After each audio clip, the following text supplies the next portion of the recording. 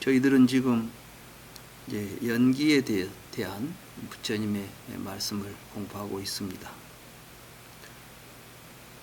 연기는 사실은 우리들의 마음 작용을 말한 것입니다. 그러니까 우리의 마음이 무명, 무지의 상태에서는 어떤 식으로 움직이게 되는가, 또 그 무지를 벗어나면 우리의 마음은 어떤 식으로 작동을 하는가. 이게 이제 다르마입니다. 다르마라는 것이 바로 마음이 움직이는 하나의 법칙이지요. 이건 변치 않는다는 거예요.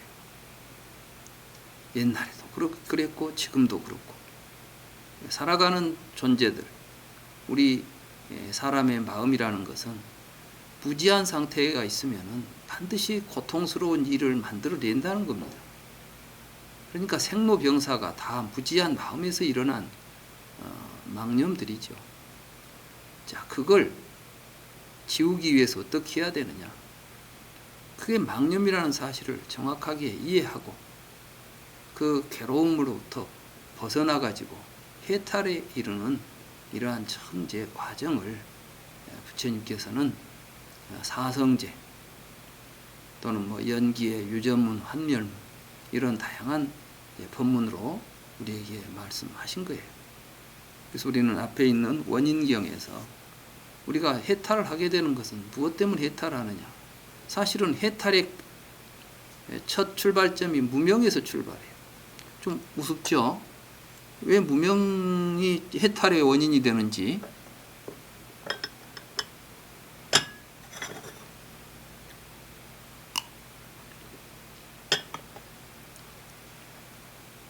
하나의 비유를 들겠습니다.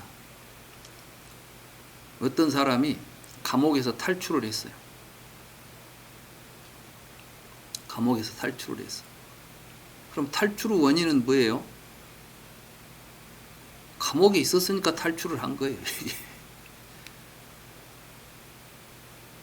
그럼 감옥에는 왜 갔어요?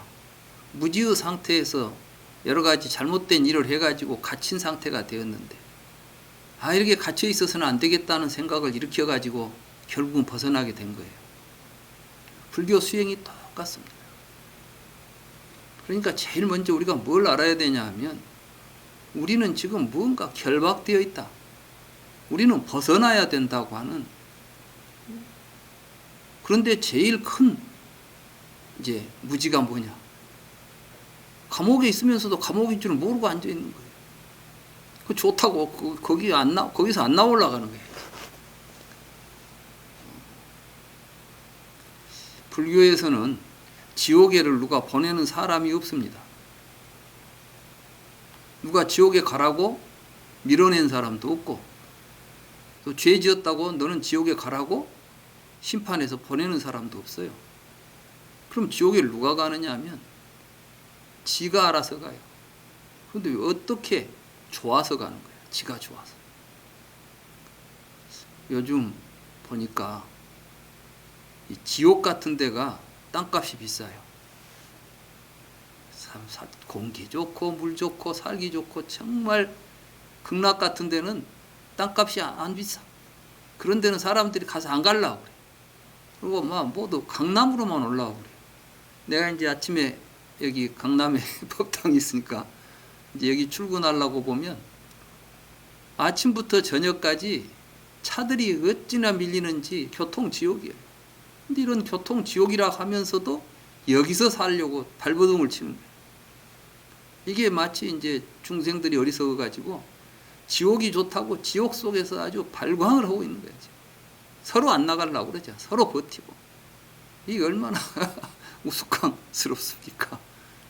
그게 이제 제일 중요한 거는, 내가 지금 결박되어 있구나. 나는 이제 뭔가 지금 벗어나야 되겠구나. 이 마음을 일으키는 거예요. 그래서 고성제가 굉장히 중요한 겁니다. 괴롭다는 사실을 알아야 된다니까. 근데 괴로우면서도 괴로운 줄 모르면 괴로움에서 벗어날 길이 없는 거예요. 많은 사람들이 지금 우리 지구 온난화 이야기를 하면서 곧 멸망할 거라고 하죠. 말들은 다 합니다. 그런데 실제로 보면은 지구 망할 짓을 앞다투어가며 서고 있어요. 입으로는 걱정하는데 실제로 몸과 마음은 절대로 걱정 안 합니다.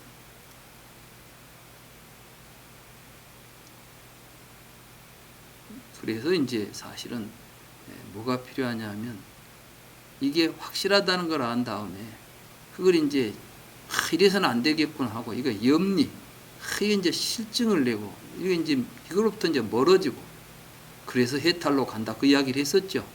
그 앞에 보면 무지로 붙어서 생로병사가 있기 때문에 그 괴로움을 우리가 보고 나서는 이제 이 괴로움으로부터 벗어나야 되겠다는 어떤 확신을 가지고 이제 정진을 하게 되는 것이고 그런 과정 속에서 우리는 이제 염리심을 일으키고 이런 어떤 우리를 괴롭히는 이런 허망한 것들에 대한 욕심 이걸 이제 탐욕이라고 그래요.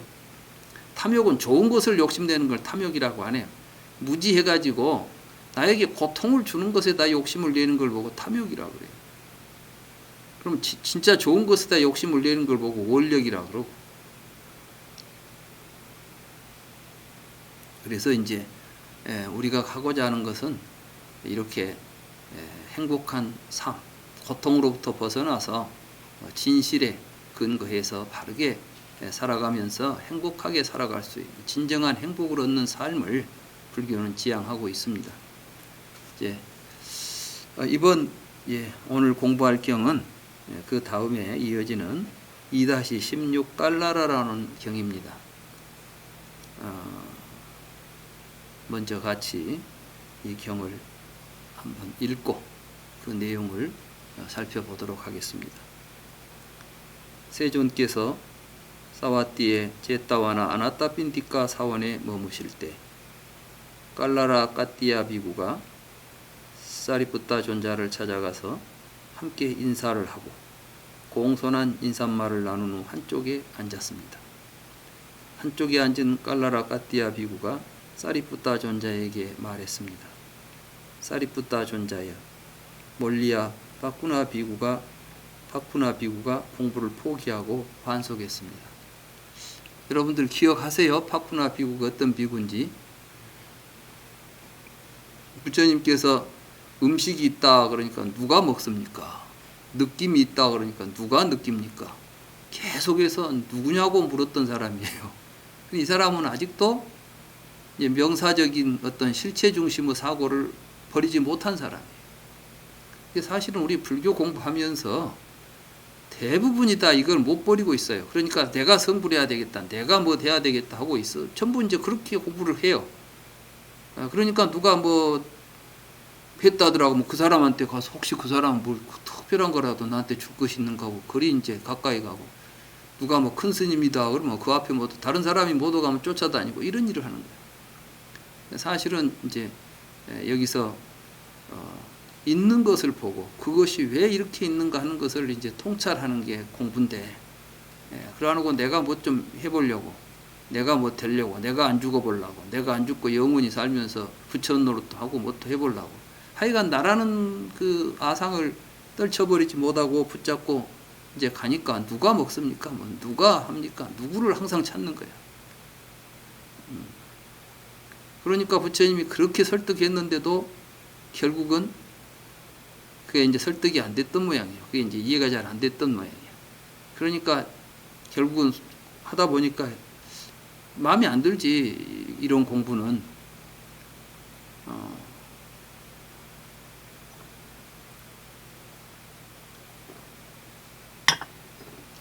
지금도 아마 이제 입시철 다가오니까 저 팔공산 갓바위에는 사람들이 아주 줄을 서 있을 겁니다. 안 가봐도 뻔합니다. 이제 입시철이 되면 갓바위에 가서 부처님한테 기도를 해야 뭐 합격을 한다 해가지고 내가 한 20여 년 전에 그때 갔을 때 거기가 명동보다도 복잡하더라니까. 그래가지고 그 산길이 그 1000m가 넘는 그 산이잖아요. 동화 뭡니까? 팔공산이. 그런데 거기로 올라가는데 내 힘으로 안 갔어. 그냥 뒤에 사람들이 밀어줘서 올라갔다니까. 막. 이게 거의 뭐 가만히 있어도 저절로 올라가요. 막 사람들이 뒤에서 밀고 올라오니까 이 지경이야. 올라가서 보니까 이건 뭐 참 입추의 여지도 없다는 이야기가 딱 맞아요.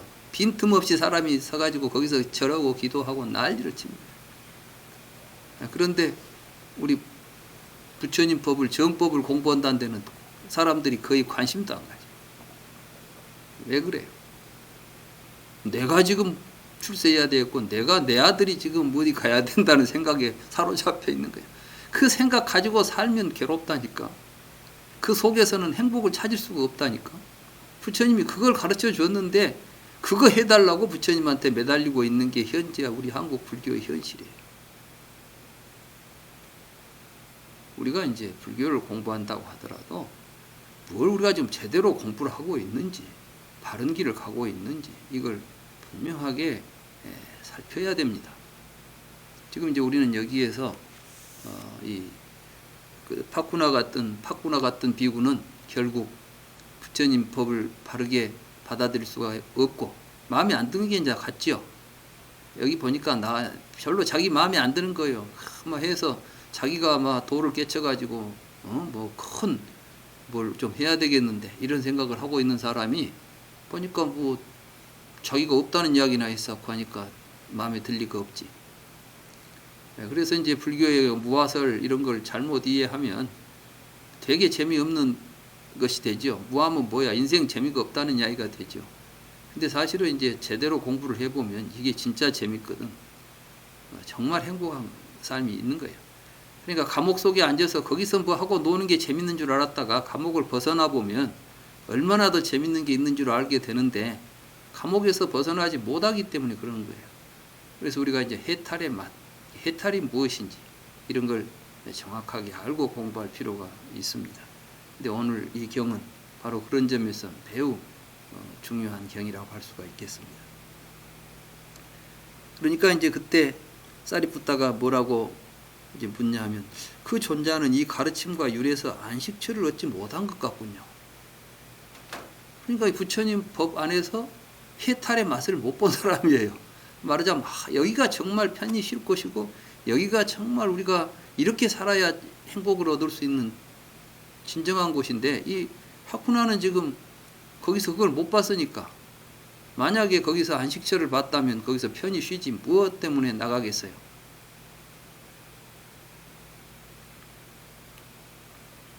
그러니까 이제 그 깔라라 존자가 물었습니다. 그렇다면 사리푸타 존자께서는 이 가르침과 율에서 안식처를 얻었습니까? 그러니까 존자여 나는 불안하지 않습니다. 마음이 항상 이제 편안하다 그 말이죠. 존자여 미래에도 그렇습니까? 존자여 나는 미래를 걱정하지 않습니다. 이 말이 굉장히 중요한 말입니다. 얼른 지나가는 말 같아도 당신은 미래에도 불안하지 않습니까? 그 말은 뭐예요? 우리는 다 미래에 죽게 되어 있어요. 죽을 걱정도 안 됩니까? 이런 이야기죠. 그러니까 이제 사람들이 전부 공부하면서 생사문제 해결하라고 하니까 죽음의 문제를 해결하자 그러니까 이제 안 죽을 방도를 찾는 거예요. 뭐 불사초를 찾거나 아니면 뭐 신통방통한 어떤 뭘 해가지고 열반의 세계에 가면 안 죽은다. 뭐 천당에 가면 영생을 얻는다. 지금까지 인류 역사 속에서 가장 많이 등장한 게 영생교예요. 근데 영생교가 태고 쪽부터 지금까지 끊임없이 사람들을 끌어모으는 이유가 뭐예요? 미래가 불안하기 때문에.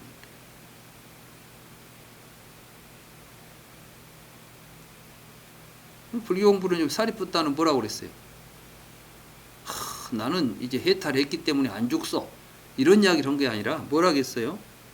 나는 미래를 걱정하지 않습니다. 지금 여기에서 나는 행복한 사람이에요. 지금 불안하잖아. 지금 현재 불안하지 않은데 어떤 그 재밌는 이야기가 있죠. 어떤 꼬마가 누가 글을 올려놨습니다. 우리 이제 카톡방에 어떤 분이 글을 올렸는데 어떤 꼬마가 엄마 오늘이 어제야? 오늘이 내일이야? 이렇게 묻는 거예요. 그러니까 아침에 일어나가지고 엄마한테 가서 엄마 오늘이 내일이야? 그러니까 아니야 오늘은 오늘이야. 내일은 내일이지. 내일은 언제 와? 내일이야. 또 다음날 아침에 와가지고 엄마 그럼 오늘이 내일이야? 묻는 거예요. 그러니까 이 꼬마는 지금 오늘이 내일이라고 했으니까 하룻밤 자면 내일이 오겠구나 하고 일어났는데 또 오늘이라고 하는 거야. 그러니까 내일은 언제 와 엄마? 이렇게 이제 묻는 거예요. 좀 우스갯소리 같지만 사실 우리는 아무 생각도 없이 내일이 있다고 믿고 있어요. 근데 내일을 한 번도 본 적도 없지. 여러분들 내일 본 적 있어요? 항상 오늘이잖아. 지금이잖아. 근데 우리는 자꾸 내일 걱정을 한단 말이에요. 내일. 오지도 않을 내일, 있지도 않을 내일. 그러니까 사리푸타는 나는 불안하지 않습니다. 왜냐하면 지금 내가 이 마음을 가지고 편안할 수 있는 다른 말을 내가 행하고 있으면 지금도 그렇고 내일도 그렇고 모레도 그렇고 이게 이제 부동이에요. 움직이지 않는 자리야, 이 자리. 이 자리를 탁 지키고 있으면 이걸 보고 열반이다, 해탈이다 이렇게 말하는 거예요. 그러니까 지금 여기에서 항상 편안할 수 있는 사람. 옆에서 우리 이제 아까 읽었죠. 다른 사람이 우리에게 말할 때 그 말이 적절하거나 적절하지 않거나 누가 옆에서 나를 욕하거나 칭찬하거나 뭐 자유롭게 나를 대하거나 나를 험하게 대하거나 나는 그것에 영향을 받지 않겠다. 이게 사실은 보통 자리가 아닌 거예요. 우리가 지금 지게바로문이라 그래서 그냥 읽고 쉽게 읽고 있지만은 불교 공부는 그 자리를 딱 지키고 살자는 이야기를 하는 거예요. 그렇지 뭐 다른 이야기 없습니다. 이제 사리푸타가 그렇게 말한 거예요. 미래에도 불안하지 않습니까? 그러니까 나는 미래를 걱정하지 않습니다. 그러니까 깔라라 까띠아 비구는 자리에서 일어나 가지고 세존을 찾아갔습니다. 그는 세존을 찾아가서 예배하고 한쪽에 앉은 후에 세존께 이렇게 말씀드렸습니다. 세존이시여, 사리푸타 존자는 생은 소멸했다. 청정한 수행을 완성했으며 해야 할 일을 끝마쳤다. 다시는 이와 같은 상태로 되지 않는다고 나는 통찰한다라고 부경지를 선언했습니다. 불경 속에 니까야 속에 이 소리는 이 말은 경말미에 거의 나옵니다. 그러니까 어떤 수행자가 부처님 법문을 듣고 스스로 수행하다가 나는 이제 생은 소멸했다. 청정한 수행을 완성했다. 해야 할 일을 끝마쳤다. 다시는 이런 이제 상태로 되지 않는다. 이런 이제 이야기를 하지요. 이걸 보고 이제 스스로 열반을 증득했다는 것을 이제 그래서 아라한이 된 사람들이 이제 이런 이야기를 해요. 그러면 이렇게 하면 이제 그 뒤에 경에 이제 토가 하나 붙지요. 그래서 그 존재하는 아라한 가운데 한 분이 되었습니다. 이렇게 이제 경 속에 서술이 되는 거예요. 그러니까 지금 이제 깔라라 까띠아 존자가 사리푸타를 보니까 사리푸타가 이제 이런 아라한이 됐다고 지금 선언했다고 가서 부처님에게 말씀드리는 거예요. 그러자 세존께서 어떤 비구를 불렀습니다. 이리 오라 비구여. 그대는 사리푸타 존자여. 스승님께서 그대를 부르십니다라고 나의 말을 전하여 사리푸타를 불러라. 그 비구는 그렇게 하겠습니다. 세존이시라고 세존께 승낙하고 사리푸타 존자를 찾아가서 말했습니다. 사리푸타 존자여, 스승님께서 그대를 부르십니다.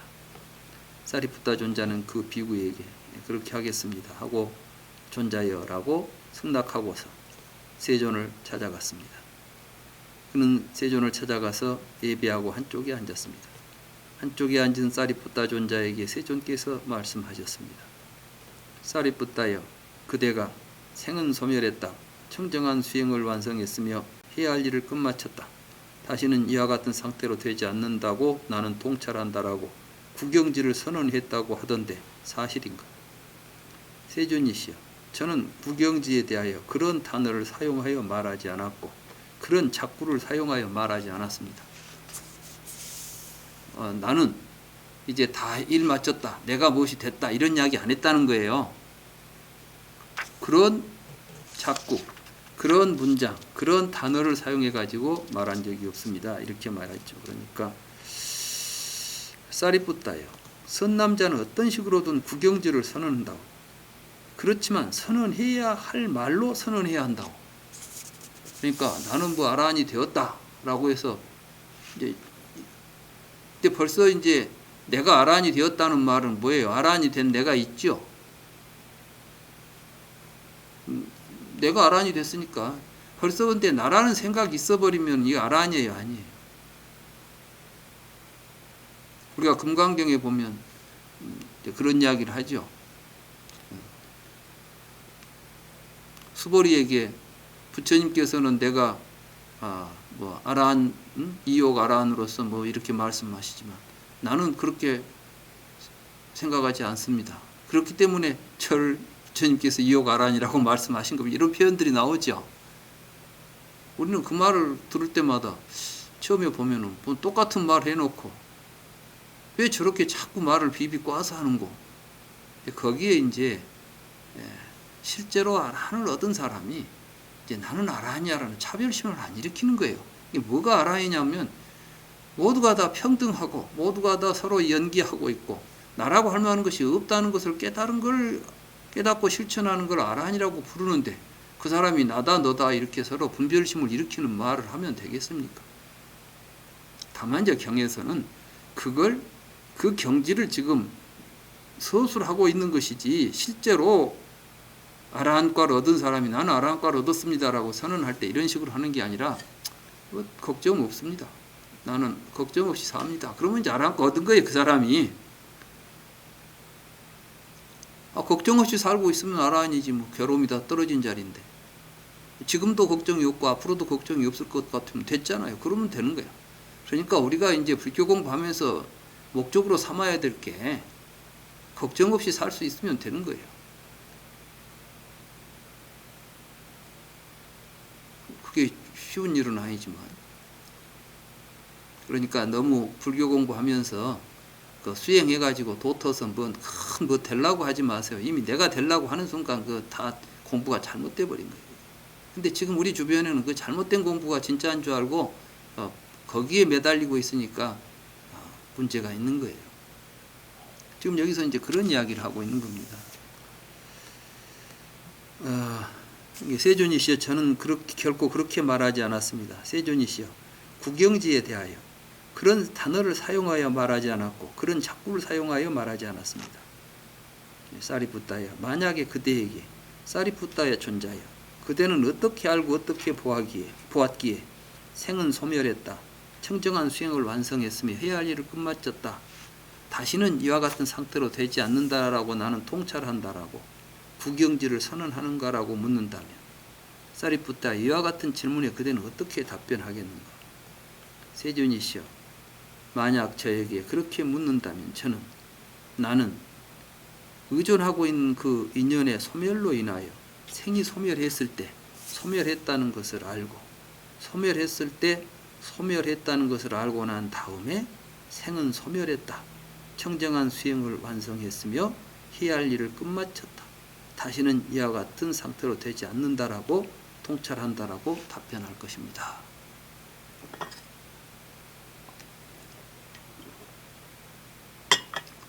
지금 이 말은 생이 소멸했다는 것은 뭐냐? 이제 나는 안 태어나게 됐다는 것이 아니라 생이 소멸했다는 것은 생의 원인이 뭐죠? 유가 있으니까 생이 있다. 그럼 이제 유의 원인은 또 뭐죠? 취가 있으니까 유가 있다. 그래서 이제 쭉 가면 마지막에 무명이 사라지면 사라진다 이렇게 돼 있죠. 그러니까 결국은 연기를 통찰해서, 근데 그 연기를 어떻게 통찰해요? 많은 사람들이 12연기 공부 많이 했죠. 다 알아요. 근데 그걸 자기 마음속에서 볼 줄 몰라요. 그러니까 우리가 지금 공부해가지고 아는 것은 책 속에 있는 글자를 보고 있지 자기 마음속에 있는 유를 못 보고 있는 거예요. 자기 마음속에 있는 취를 못 보고 있는 거예요. 그러니까 12연기를 공부한다는 것은 무엇을 공부한다는 것이냐 하면 내 마음속에 작동하는 그것이 있어요. 분명히 지금 우리들 속에는 무명이 있어요. 우리는 지금 우리 마음 상태가 지금 무명 상태에 있어요. 그래서 그 무명 상태에서 끊임없이 행이 일어나고 있어요. 행이 있기 때문에 여러 가지 분별이 일어나고 있어요. 분별이 있기 때문에 바깥에 있는 것들이 전부 다 이름과 형태를 가지고 우리 눈앞에 차별되게 보이는 거예요. 이 차별되게 보이는 것을 내가 보고 있는 거예요. 보고 듣고 냄새 맡는 게 전부 다 그놈을 상대로 해서 눈으로 보고 귀로 듣고 하죠. 이게 안이비설신이가 이제 명색을 보고 있는 것이 안이비설신이에요. 그렇게 볼 때 뭐가 일어나느냐? 그때 이제 촉이라는 게 발생해요. 그 촉도 우리 마음속에서 일어나고 있는 심리적 구조와 상태입니다. 그때 이제 느낌도 일어나요. 그리고 어떤 갈망들이 생겨요. 그래가지고 취해서 뭔가 지금 유를 형성해 놓고 있어요. 그로 인해서 생이 있고 노사가 있는 거예요. 지금 생이 다 했다는 것은 그 과정을 다 봤을 때 생사를 초월했다. 이제 더 이상 걱정하지 않는다. 자, 이렇게 생사가 허상인 줄을 깨닫고 있는 사람에게 죽을 걱정이 있겠어요, 없겠어요?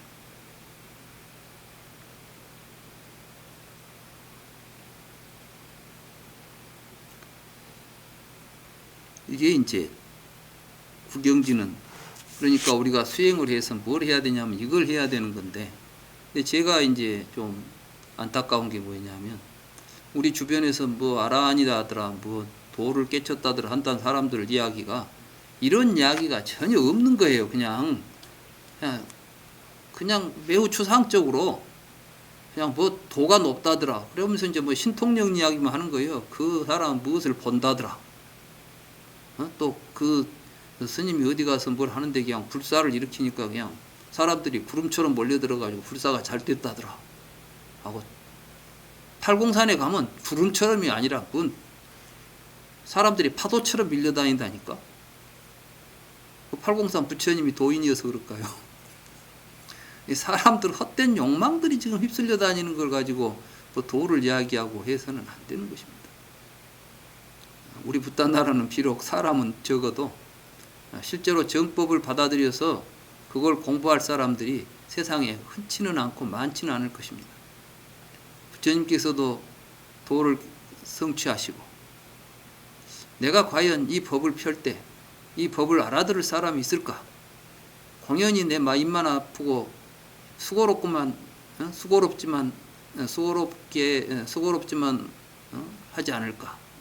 이렇게 이제 생각해가지고 법을 설하지 않으려고까지 하신 부분이 나오잖아요.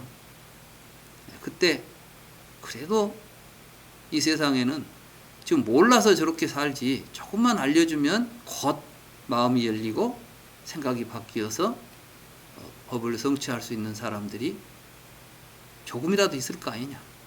사실 부처님은 그 조금이라도 있을 것이라는 가능성을 가지고 출발하신 거예요. 우리 이제 붓단나라도, 저도 요즘 이제 가만히 생각해 봅니다.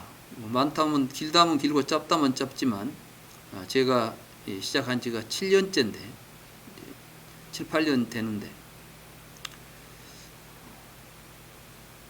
7, 8년 됐는데 지금 우리 붓단나라 공부하는 수는 보니까 부정불감이라 별로 늘지도 않고 줄지도 않고 그래요. 그래서 어떨 때는 내가 이거 뭐 수고스럽게 이렇게 해야 되나. 특히 요즘은 이제 좀 나이가 있다 보니까 내가 이렇게 하다가 얼마까지는 할 수 있을까, 이런 생각도 부뜩 들어요. 아직 이제 덜 돼서 그렇지 미래의 걱정이 없어야 되는데 미래의 걱정이 있는 거야. 그래서 근데 이제 그때마다 그러죠. 어차피 이 일은 내가 뭘 바라고 한 일이 아니니까, 이거 해가지고 뭐 큰 부귀영화를 바라는 것도 아니고, 다만 단 한 사람이라도 이 말을 듣고 이 부처님의 가르침을 바르게 이해해가지고 거기에서 큰 그런 공부를 하고 이익을 얻을 수가 있다고 한다면 그거면 됐지 않느냐. 이런 생각을 할 때 비로소 이제 그런 잡생각이 사라지더라고요. 그래서 이제 항상 그 부처님을 생각해 보지요. 부처님께서 그래 이야기하면 한 사람이라도 귀 있는 사람은 듣고 눈 있는 사람은 볼 수 있을 거 아니냐. 세상에 다 장님이라고 하지만 개 중에 귀가 열리고 눈이 열려 있는 사람이 있을 수 있는 거 아니냐. 이런 생각을 하게 됩니다. 아무튼 이렇게 우리가 이제 수행한다고 할 때 수행은 이런 법계의 실상에 대한 구조를 알고 하는 거예요. 이걸 법계라고 그래요. 이걸 정확하게 법계가 어디 있냐 우리 마음속에 있는 걸 법계라고 그래요. 그래서 이제 대승에 가서는 일심과 법계를 같이 봐요. 우리의 마음이 벌려놓은 게 세상이니까 법계가 곧 일심이다. 그래서 이제 기신론 같은 데 보면은 이제 일심, 우리의 그 한 마음, 여기에서 이제 이문, 중생계와 해탈계가 이제 벌어지는 거예요. 진여문하고 생멸문이 있다. 한 마음에서 지금 중생들의 생멸의 세계가 벌어지고 불보살의 진여의 세계가 벌어진다. 그 이야기가 다 사실은 똑같은 이야기를 하는 거예요. 대승분께서 이름을 좀 바꿔가지고 좀 표현을 달리 하고 있는 것이지. 그래서 이제 이걸 통달했을 때 우리는 비로소 생이 소멸했다. 나는 다시는 이렇게 되지 않는다. 이제 이렇게 뭐 걱정하고 이런 상태가 이제 더 이상 중생으로 살아간 이런 삶이 이제 더 이상 이어지지 않을 것이다. 이걸로 해서 이제 그동안 괴로움을 일으키는 허망한 삶은 끝났다. 이런 이야기를 하는 거죠. 사리푸tta여, 만약에 그대에게 사리푸tta여 존자여, 그렇다면 생은 무엇이 인연이고 무엇이 모여서 나타난 것이고 무엇이서 생긴 것이고 무엇이 근원인가라고 묻는다면 사리푸tta여, 이와 같은 질문에 그대는 어떻게 답변하겠는가? 세존이시여, 만약 저에게 그렇게 묻는다면 저는 생은 유가 인연이고 유가 모여서 나타난 것이고 위에서 생긴 것이고 유가 근원이라고 답변할 것입니다. 그러니까 결국 연기를 통찰해서 우리는 열반에 도달하는 것입니다. 불교 수행이 어떤 수행이 됐든 간에 결국은 연기에 대한 통찰을 통해서 완성되는 것입니다. 그리고 불경을 잘 살펴보시면 결국은 뭐 사념처, 사정단, 뭐 이런 이제 이 37조도품이나 팔정도 이런 모든 불교 수행은 결국은 연기를 통찰하는 방법입니다. 연기를 깨달아가는 과정인 것입니다. 그런데 그런 건 싹 배제해버리고 삼매에 들어가서 뭘 차짓고 있으니까 문제인 것이죠. 요즘 보면 삼매들을 너무 좋아해가지고 삼매만 얻으면 그 속에서 무슨 큰 어떤 보석들이 그 속에서 튀어나올 줄 알고 있어요.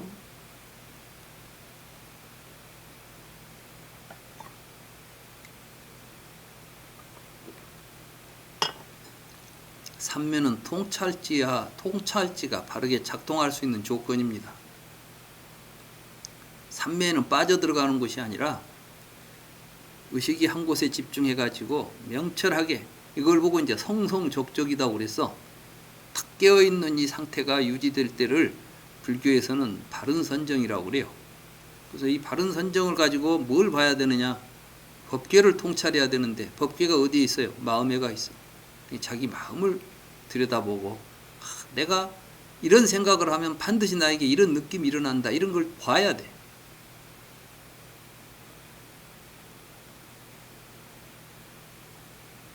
그러니까 연기가 얼마나 중요해요. 연기는 이론이 아니에요. 연기는 이론이 아니라 연기는 우리가 깊은 선정 속에서 통찰해야 될 다르마들이에요. 이 다르마들이 서로 연계되어 있는 이걸 법계라고 그래요. 법계. 이 법계는 연기하고 있는 세계를 이야기해요. 연기하고 있는 세계의 핵심이 항상 마음이 자리 잡고 있는 거예요. 심연생법들이라고 그래요. 심, 마음에서 연기한 것. 무명심에서 연기하느냐, 명심, 밝은 마음에서 연기하느냐, 어리석은 마음에서 연기하느냐가 문제인 것이죠. 불교는 바로 어리석은 마음에서 연기한 세계는 허망한 세계니까 떠나고 버리고 없애버리고 이 밝은 마음에서 연기한 세상을 가지고 살아라. 밝은 마음으로 세상을 벌려놓고 살아라. 이런 이야기를 하는 거예요. 그래서 이제 이 이야기는 이제 연기를 쭉 뒤로 물어가는 거예요. 그러니까 이건 다른 말로 말하면은 사실은 우리가 지금 수행을 통해서 구경지를 얻는다는 것은 연기를 뒤로 통찰해서 무지를 깨달아서 무지를 버리고 무명을 버리고 새로운 삶으로 전환된다는 것을 의미한다. 이런 이야기를 이 경은 지금 우리에게 보여주고 있는 것입니다. 그렇죠? 그래서 이제 258쪽으로 넘어가겠습니다. 거기 이제 중간쯤 보면 사리푸타 세존이시여, 만약 저에게 그렇게 묻는다면 저는 가래는 느낌이 인연이고 느낌이 모여서 나타난 것이고 느낌에서 생긴 것이고 느낌이 근원이다라고 답변할 것입니다. 이런 이야기 있죠? 그 부분 있죠? 그러니까 우리가 어떤 나라고 취하고 있고 우리가 존재로 취하고 있는 모든 것은 뭐 우리가 느껴가지고 그걸 갈망하면 그게 존재가 된다는 거예요. 이거 참 이제 쉬운 이야기는 아니지만 우리가 지금 바깥에 뭐가 있다고 하는 것들은 전부 뭐 이름을 붙여놓고 있죠. 그런데 모든 우리가 존재화 시켜놓은 것들을 지금까지는 세상 사람들이 바깥에 이름을 가지고 있는 존재들이 본래부터 있는 줄 알고 봤어요. 그리고 그것이 무엇이냐고 물었어요. 누가 만들었냐고 물었어요. 그러니까 산, 천지, 하늘과 땅, 만물, 이 세상에 있는 모든 존재들 누가 만들었을까? 그러니까 어떤 사람은 하느님이 만들었다고, 어떤 사람은 원자들이 모여갖고 만들어졌다, 이런 이야기를 하는 것이죠. 우리가 지금 알고 있는 지식들은 전부 이제 그 중에 하나예요.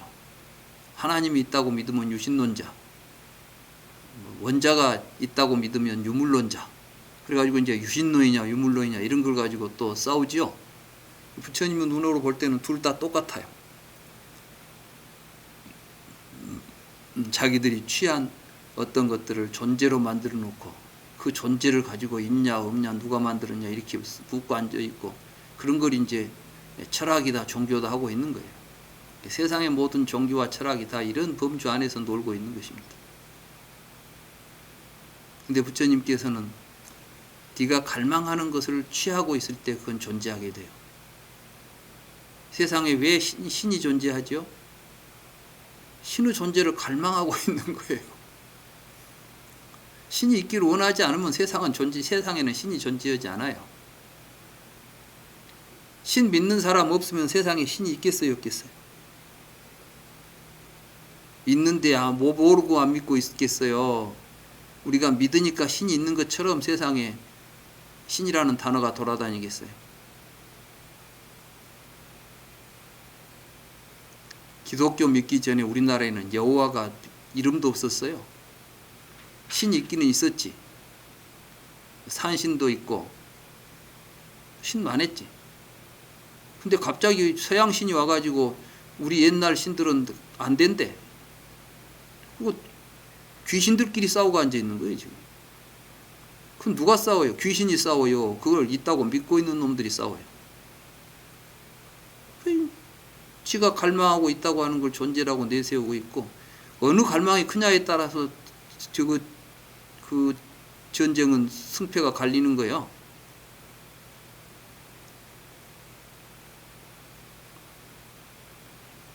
그런데 이런 걸 아는 사람들이 어디 가서 신 믿고 돌아다닐 수 있겠어요?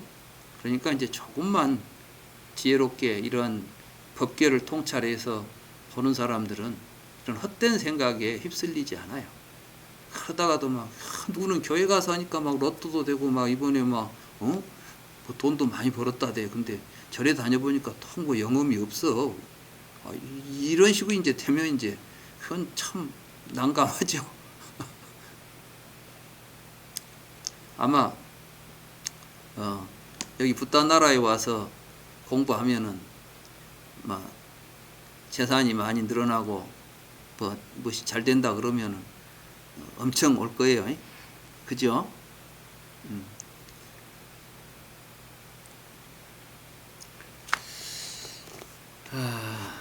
이제 부처님이 버린 것들 아니에요? 우리가 모두 취하려고 하는 것들, 부귀 영화, 이거 부처님이 다 내던져 버린 거 아니에요? 부처님이 그거 내던져 버리고 우리한테 그거 주겠다고 불렀겠어요? 그거 말고 다른 거 주겠지. 뭘 줄까 한번 생각해 봐요. 부처님한테 우리가 얻을 게 뭔가, 무엇을 우리가 얻어야 할 것인가를 깊이 한번 생각해 보자고요. 그리고 그것이 정말 소중한지 아닌지도 한번 생각해 보자고요. 그래서 이제 가래는 무엇이 일으키느냐 그러니까 느낌이 일으킨다는 거예요. 느낌 뭐냐면 좋은 느낌, 나쁜 느낌, 기쁘고 슬픈 감정이 가래를 일으킨다. 아주 굉장히 중요합니다. 저는 이제 어려서 철학을 전공했기 때문에 철학과에 가니까 철학은 뭐 이성적 학문이고, 그래서 이제 감정을 배제해야 된대요. 이 세상에 모든 걸 제대로 보려면, 판단을 바르게 하려면 기분 좋고 기분 나쁘고 이런 것은 상관없이 세상에 있는 그것을 있는 그대로 보려면 어떻게 봐야 되느냐? 논리적이고 합리적으로 봐야 된다. 이제 객관적으로 봐야 된다 이거예요. 그래서 그 능력을 이성이라고 해가지고 이제 이성이 작동하는 하나의 방식이 논리예요, 논리. 논리학이라는 게 이제 이성의 작동 방식이에요. 근데 논리학에서 사용되는 게 전부 언어더라고. 그러니까 이제 언어가 곧 합리성의 근거가 되는 것이었죠. 저도 이제 그런 줄 알고, 그런데 뭐 이제 철학이라고 하는 게 이제 그런 종류니까. 그걸 공부하다가 사실은 이제 불교를 저도 예전부터 이제 고등학교 때부터 불교를 공부를 했기 때문에 사실은 불교를 좀 더 잘 해보려고 철학과를 가긴 했지만, 근데 제가 이제 불교를 공부하면서 느낀 게 뭐였냐면, 또 사실 불교 속에서 부처님이 해준 말씀은 뭐였냐면, 우리가 쓰고 있는 모든 말들이 다 우리들의 감정의 기초에서 만들어진 단어들이지 그 자체가 객관성이 없다는 거예요. 그걸 내가 깨달았어요. 불교 공부하다가. 그렇게 경에는 그런 식으로 경에서 설명은 안 돼 있죠. 경에 뭐 언어는 객관성이 없다 이런 이야기는 없어. 그런데 내가 이제 지금 이런 이야기들을 가만히 생각해 보니까 이런 연기를 제가 통찰하는 구조 관계 속에서 깨달았던 게 뭐였냐면, 바로 부처님이 이걸 깨달으셨구나.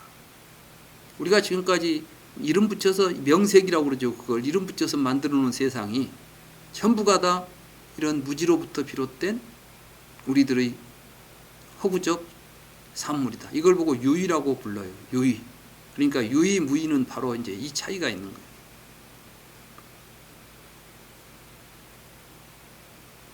그래서 감정이 굉장히 중요합니다.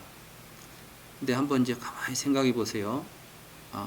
똑같은 사안을 놓고도 내가 어떠한 감정을 갖느냐에 따라서 전혀 반대의 논리가 주장이 가능해요.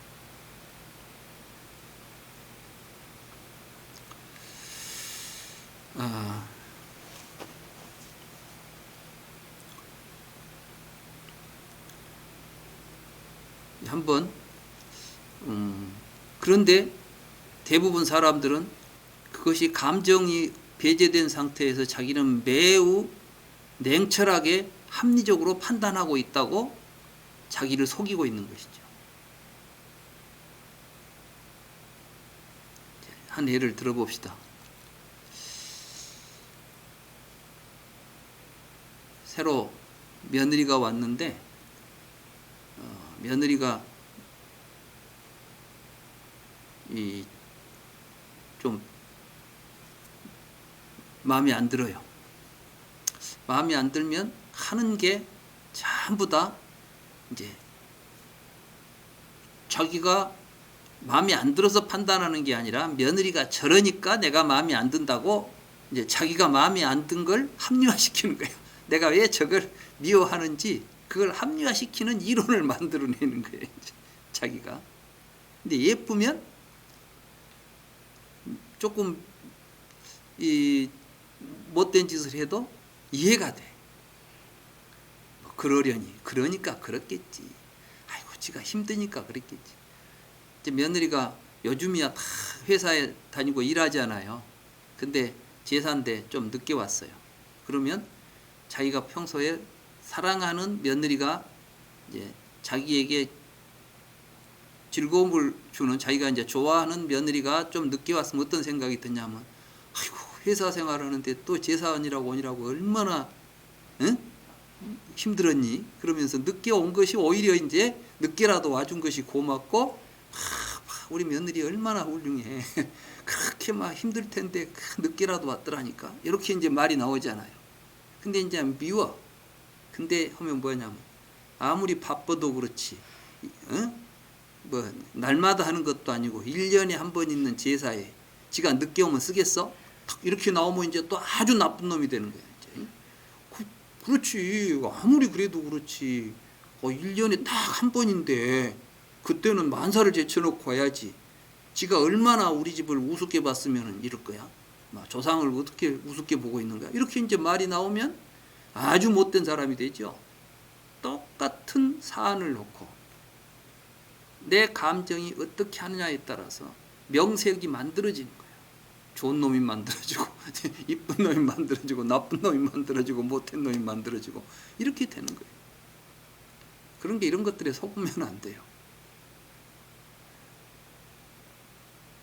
근데 이제 바로 이제 이런 이야기를 하고 있는 거예요. 지금 여기서 우리 마음이 이런 식으로 작동하고 있다는 것을 여기서 이제 다 이야기해요.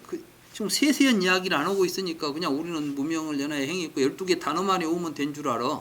근데 이 12개의 단어 속에 우리들의 중생들이 쓰는 모든 마음들, 우리들이 하는 모든 삶의 내용들이 다 들어있어요. 제가 해보니까 그래요. 제가 이제 연기를 공부해보니까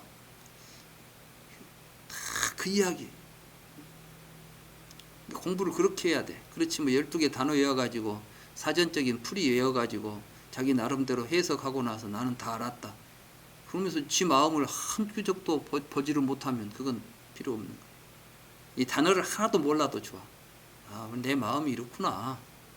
이런 식으로 내가 말하자면 며느리가 밉게 보일 때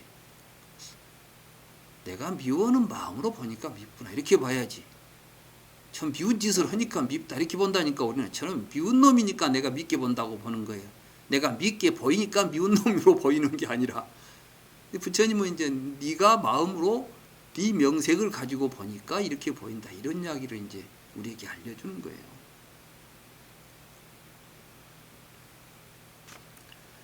그런데 이제 그러면 불교 공부하는 사람들은 어떤 식으로 이제 느낌을 바라봐야 되겠어요? 느낌에 속지 말라는 거예요. 그래서 이제 사리푸타여, 만약에 그대에게 사리푸타여, 그대는 어떻게 알고 어떻게 보았을 때 느낌에 대한 환희가 일어나지 않았는가라고 묻는다면, 사리푸타여, 이와 같은 질문에 그대는 어떻게 답변하겠는가? 느낌에 대한 환희라는 것은 지가 이제 즐거운 느낌에 대해서 우리는 이제 환희심이 일어나죠. 즐거운 느낌이 여러분들이 맛있는 걸 먹으면은 환희심이 일어나지 않아. 여러분들이 먹었을 때 혀끝에서 느껴지는 것은 달콤한 맛이에요. 이건 즐거움이에요. 이제 수에 해당해. 이제 수에서 우리는 이제 환희심이 일어난 다음에 그 환희심 때문에 여러분이 이제 갈망하게 돼. 또 먹고 싶고 머릿속이 항상 남고 그것만 찾고 이런 마음들이 이제 생기는 거예요.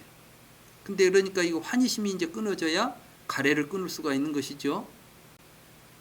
그러니까 지금 이제 이렇게 질문을 한 거예요. 그러니까 세준이시여, 만약 저에게 그렇게 묻는다면 저는 존자여, 느낌은 세 가지라고. 그것은 즐거운 느낌, 괴로운 느낌, 즐겁지도 괴롭지도 즐겁지도 않은 느낌이라고. 존자여, 그런데 이 세 가지 느낌은 지속성이 없다고. 지속성이 없는 그것이 괴로움이라는 것을 알았을 때, 느낌에 대한 환희가 일어나지 않았다라고 답변할 것입니다. 그러니까 이 말은 무엇이냐면 즐거운 느낌도 항상 하질 않아. 괴로운 느낌도 항상 하질 않아. 이때 이제 무상이라는 것은 계속해서 변해버리고 있어요. 머물러 있지도 않아. 계속해서 흘러가고 있는 것입니다. 그것이 괴롭다는 거예요. 왜 괴롭냐 그러면 즐거움도 계속 즐겁고 있으면 내가 안 괴로운데 먹어보다 안 먹으면 더 괴로워요.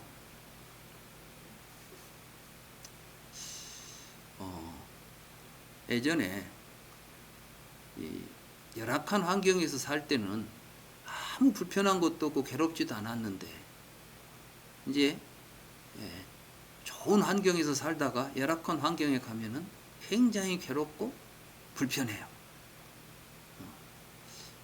제가 어려서 이제 시골에서 성장했기 때문에 제 어려서 이제 시골집을 가보니까 어렸을 때는 그 집에서 어떻게 그렇게 많이 살았는가 모르겠어. 방 한 칸에서 우리 식구가 다 살았거든. 이제 우리 할머니, 우리 어머니, 고모들 둘인가 셋인가 있고 삼촌 나 이렇게 해서. 근데 보니까 3명만 앉아 있어도 꽉 차는 방이야. 그렇게 엄청 좁아요. 시골의 그 초가 상간에 그 가운데 그 안방 하나가 얼마나 크겠어요. 근데 어렸을 때는 전혀 좁다고도 못 느꼈던데 거기에 또 한쪽에는 또 이 고구마까지 겨울에는 또 그 뭐 해가지고 그 있었거든. 이런 데서 어떻게 살았을까? 근데 지금은 막 엄청 이제 넓은 데서 살다가 그런데 어디 가서 이제 앉아 있으려고 보면 불편하고 막 힘들잖아요.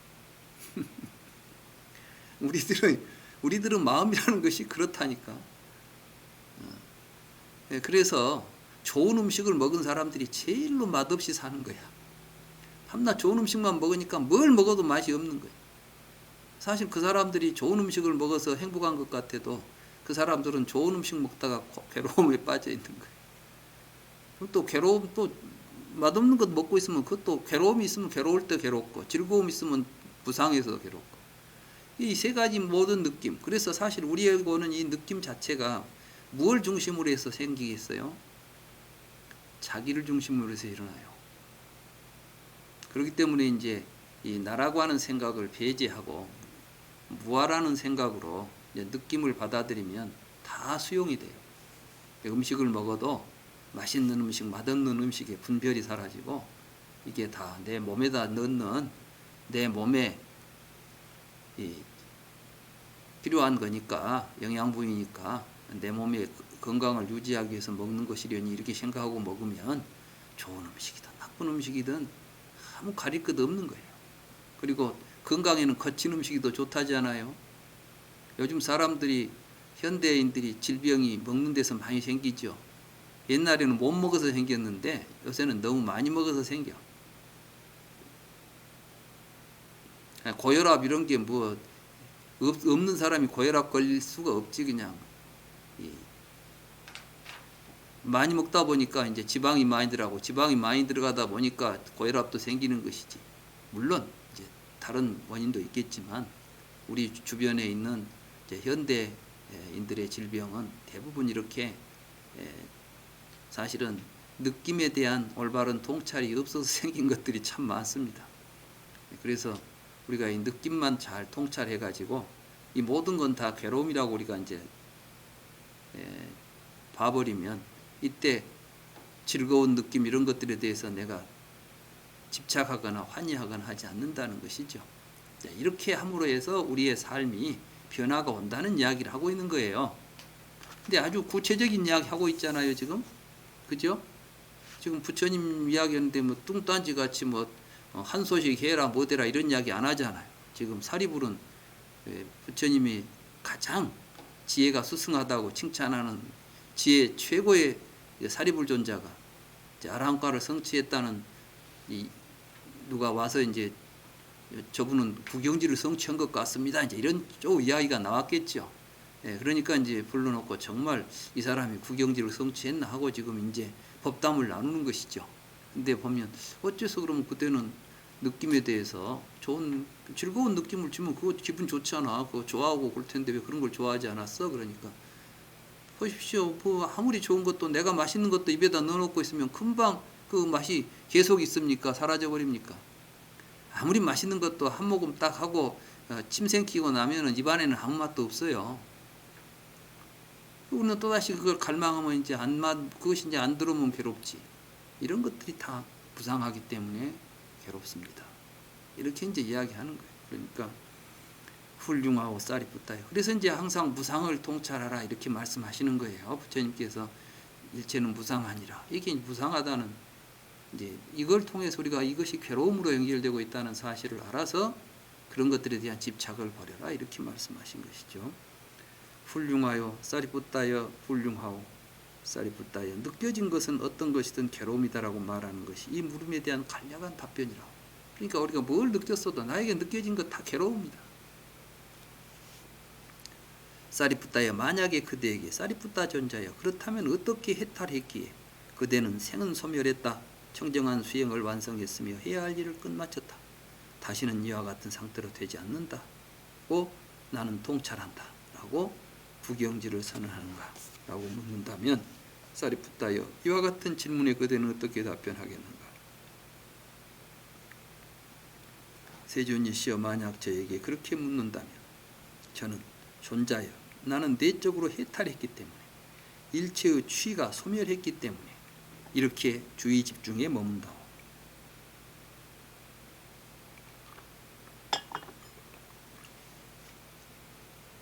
해탈이 이제 내적으로 해탈했다는 것은 내 마음이 이제 해탈했다는 거예요.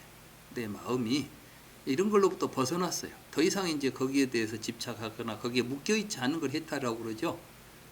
해탈이라는 말과 이제 서로 반대되는 말이 결박이에요.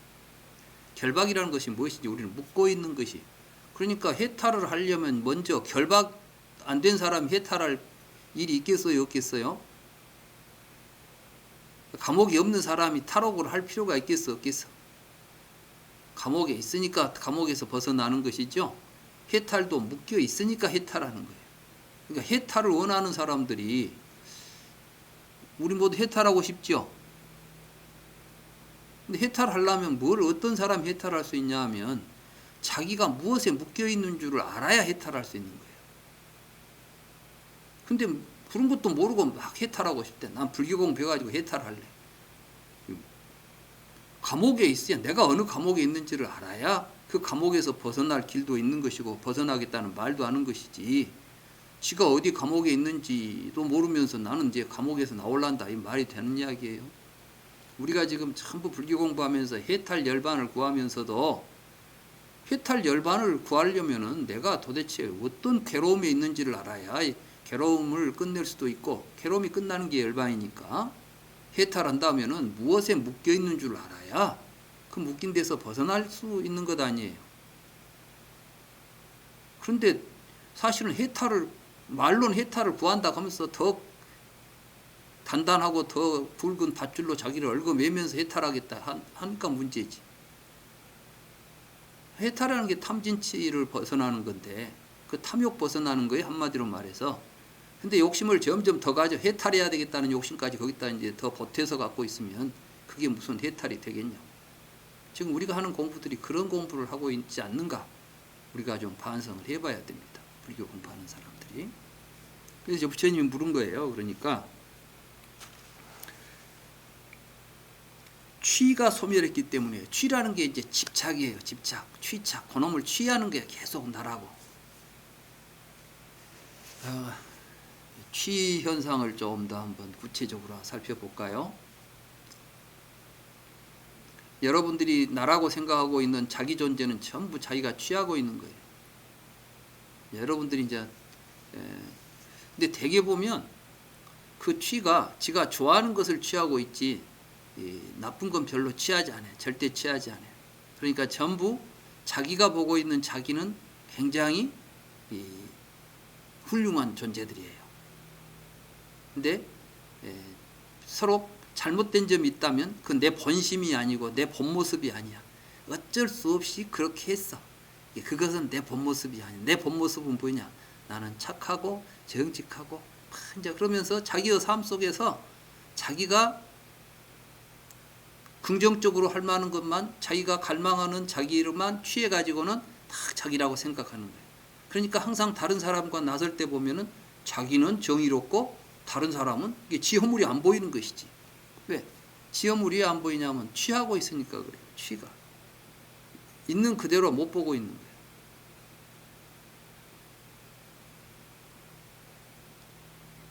그 점을 우리가 분명하게 봐야 돼요. 그래서 이제 그 취가 어떻게 일어나냐면 어려서부터 지금까지 살았던 모든 삶 속에서 거의 다 덩어리로 이제 취해가지고 자기라고 하는 존재로 만들어놨어요. 나는 어렸을 때 말이지 이런 일 했어. 이게 전부 자기가 살았던 삶에서 자기가 멋지게 했던 일들을 다 모아놓죠. 나는 말이야 어렸을 때부터 이런 일도 하고 저런 일도 하고 해서 온갖 지가 좋아하는 것들은 전부 모아가지고 나라고 하는 존재를 딱 하나 만들어 놓고 사는 거야. 어떤 친구가 그런 이야기를 하더라고요. 내가 이제 이 이야기를 했더니 맞아 그런 것 같아요. 그래서 뭐가 학교 선생인데 얘들한테 부처님 얼굴을 한번 그려봐라 그러고 이제 얘들한테 시켰대요. 그랬더니 그림을 그려갖고 왔는데 전부 지 얼굴을 그려갖고 왔더래. 지 얼굴을. 그러니까 전부 자기 모습이 가장 최고의 모습인 거예요. 자기 모습이. 그 이제 색신만 그런 게 아니라 색수상행식 온이 다 지 몸이 최고예요. 그 말은 뭐냐면 지가 좋은 걸 취해가지고 자기라고 붙잡고 있는 거예요.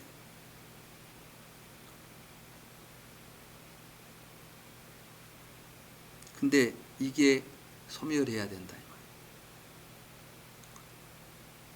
그러니까 결국 이제 아상이 사라지는 것을 의미하는 거예요. 취를 소멸하는 것. 가래가 사실은 그러니까 우리가 가래에 묶이고 그래서 이제 우리를 묶고 있는 것이 경에서는 뭐냐면 무지와 가래예요.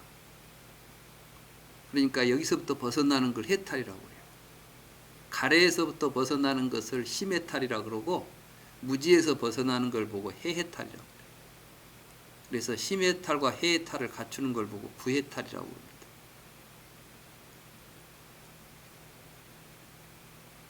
그래서 여기서는 이제 지금 내적으로 해탈했다 이 말은 심해탈 이야기를 하는 거예요.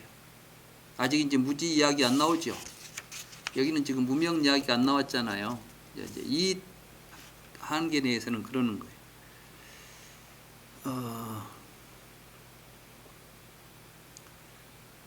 그래서 이제 이렇게 주의 집중에 머문다 그 말은 무엇이냐면 이제 주의 집중이라는 것은 이제 사띠지요, 사띠. 사띠에 머문다. 그래서 사실은 해탈하고 나도 사띠는 항상 사띠에 머무는 상태가 유지되는 것이 이제 열반은 항상 사띠에서 벗어나지 않는 것을 의미하는 거예요. 수행 다 하면 이제 할 것 없는 것이 아니라 수행 다 하면 수행이 완성되면 수행밖에 안 해. 수행이 안 된 사람들은 수행과 삶이 둘이 되어 있어요. 그렇지만 이제 아라한과를 성취한 사람들은 수행과 삶이 일치가 되어 있어. 근데 우리는 뭐 하냐면 이제 수행은 힘드니까 이제 해탈해버리고 되고 나서는 이제 수행 안 하려고 그래. 이제 수행 안 하는 경지를 가고 싶은 거야. 참 이게 굉장히 착각이지요. 착각이야. 그러니까 도노돈수가 왜 인기가 있냐 그러면 도노해가지고 돈수해버리면 그 다음부터는 이제 수행 안 해도 될 것 같거든. 수행은 왠지 좀 힘들 것처럼 보이고 이게 편히 살라고. 그래갖고 도노돈수가 매력적이거든. 왜 매력적이겠어요? 이게 이제 한 번만 깨쳐가지고 돼버리고 나면 그 다음에는 뭐 이제 지 멋대로 할 것처럼 보이니까. 그건 방일이에요. 방일. 그건 수행이 아니라 도노돈수는 뭐냐면 도노로의 삶이 삶과 일치가 되는 것. 그러니까 돈에 수를 안 한다는 이야기가 아니라 돈수를 한다니까. 점수를 하고 있는 게 아니라 수. 그러니까 점수보다 돈수가 더 힘든 수예요. 근데 그걸 모르고 말에 속아가지고 지 욕심대로 이제 또 취하니까 이런 생각을 하는 거예요.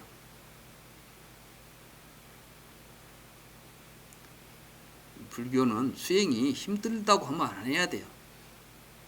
사실은 불교는 힘든 게 아니라 수행이 진정한 즐거움인 줄 알아가는 것이 수행이에요.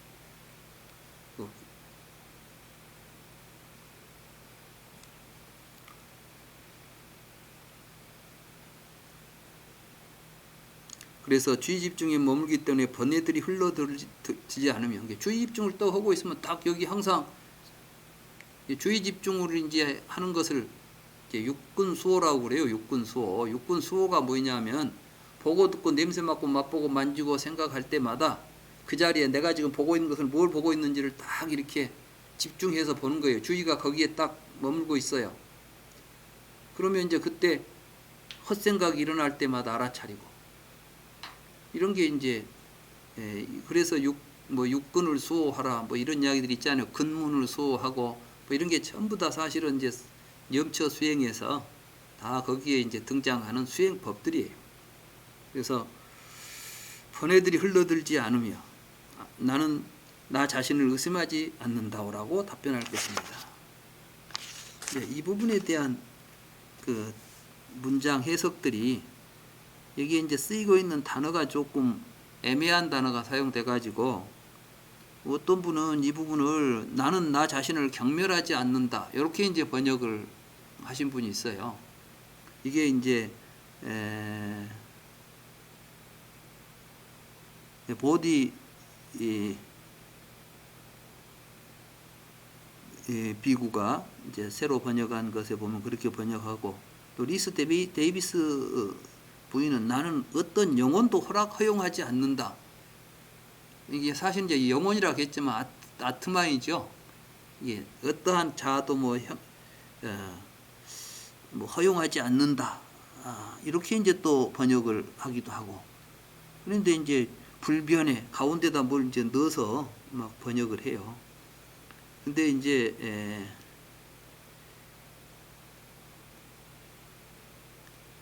나는 이제 여기서 나는 나 자신을 의심하지 않는다오.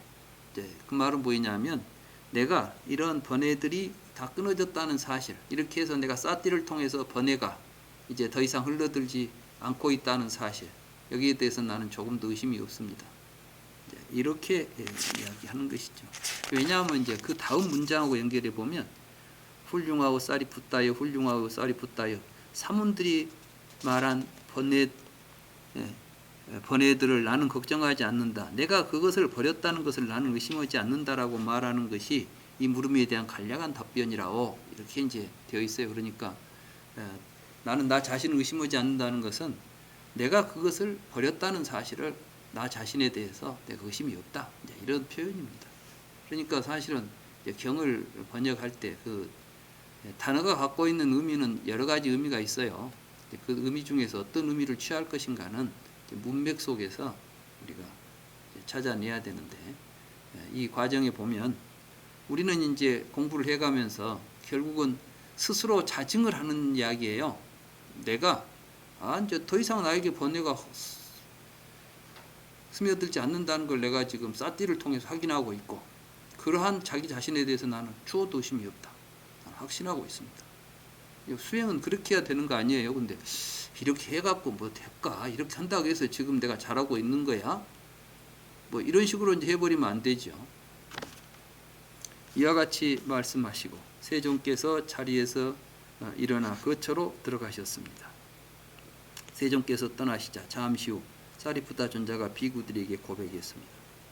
존자들이여, 아까 세종께서 나에게 예상치 못한 첫 번째 질문을 하셨을 때 나는 망설였다고. 그렇지만 세종께서 나의 첫 번째 대답에 동의하시자 존자들이여 나에게 이런 생각이 들었다고. 만약에 종일토록 세종께서 이 의미를 서로 다른 말을 사용하여 서로 다른 방식으로 나에게 질문을 하신다면 나는 종일토록 이 의미를 서로 다른 말을 사용하여 서로 다른 방식으로 세종께 답변 드릴 수 있다. 만약에 밤중까지 세종께서 이 의미를 서로 다른 말을 사용하여 서로 다른 방식으로 나에게 질문하신다면 나는 밤중까지 이 의미를 서로 다른 말을 사용하여 서로 다른 방식으로 세종께 답변을 드릴 수 있다. 하루 밤낮이든 이틀 밤낮이든 사흘 밤낮이든 나흘 밤낮이든 닷새 밤낮이든 엿새 밤낮이든 이래 밤낮이든 세존께서의 의미를 서로 다른 말을 사용하여 서로 다른 방식으로 나에게 질문하신다면 나는 이 의미를 서로 다른 말을 사용하여 서로 다른 방식으로 세존께 답변 드릴 수 있다.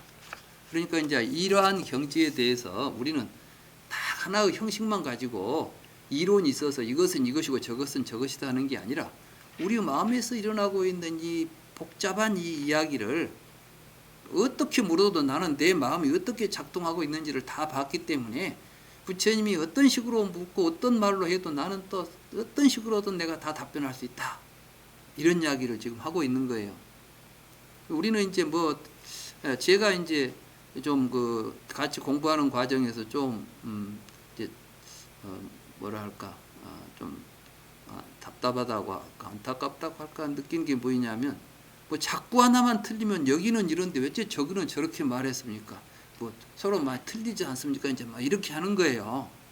근데 사실은 여기서 중요한 것은 그 자꾸가 문제가 아니라 우리가 이제 우리의 마음을 살필 때 이제 이런 측면 저런 측면들을 여러 가지로 이야기하면 거기에 나오는 말들은 별 이제 그걸 우리가 서로 이 뭐랄까요 이 의미를 서로 이제 파악하는 과정에 사용되는 것이 단어지 단어 자체가 절대적 의미를 갖지는 않지 않습니까?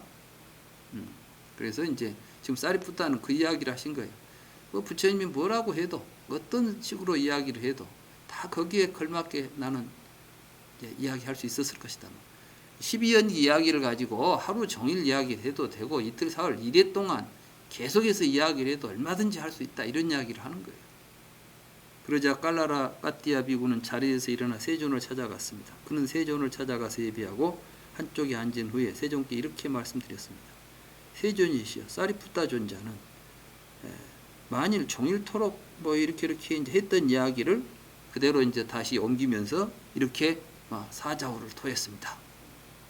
그러니까 비구여 그것은 사리푸타가 법계를 잘 통달했기 때문이라고. 법계를 잘 통달했기 때문에 만약 내가 종일토록 사리푸타에게 이 의미를 서로 다른 말을 사용하여 서로 다른 방식으로 질문하면 사리푸타는 종일토록 이 의미를 서로 다른 말을 사용하여 서로 다른 방식으로 나에게 답변을 할 수 있는 것이라고. 하루 밤낮이든 이틀 밤낮이든 사흘 밤낮이든 나흘 밤낮이든 닷새 엿새 이래 밤낮이든 내가 이 의미를 서로 다른 말을 사용하여 서로 다른 방식으로 사리푸타에게 질문하면 사리푸타는 이 의미를 서로 다른 말을 사용하여 서로 다른 방식으로 나에게 답변할 수 있는 것이요. 여기서 이제 법계를 통달한다는 말이 나오죠. 부처님께서 연기법을 통달하셨다 할 때 나는 이 법계는 상주한다.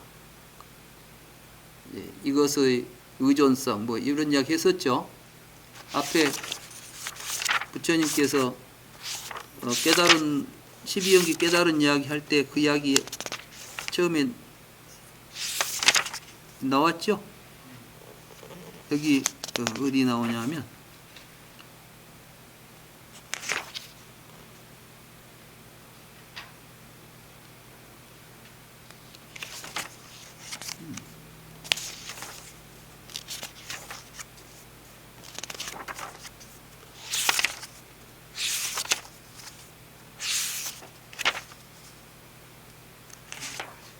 응? 247쪽에 나온 거?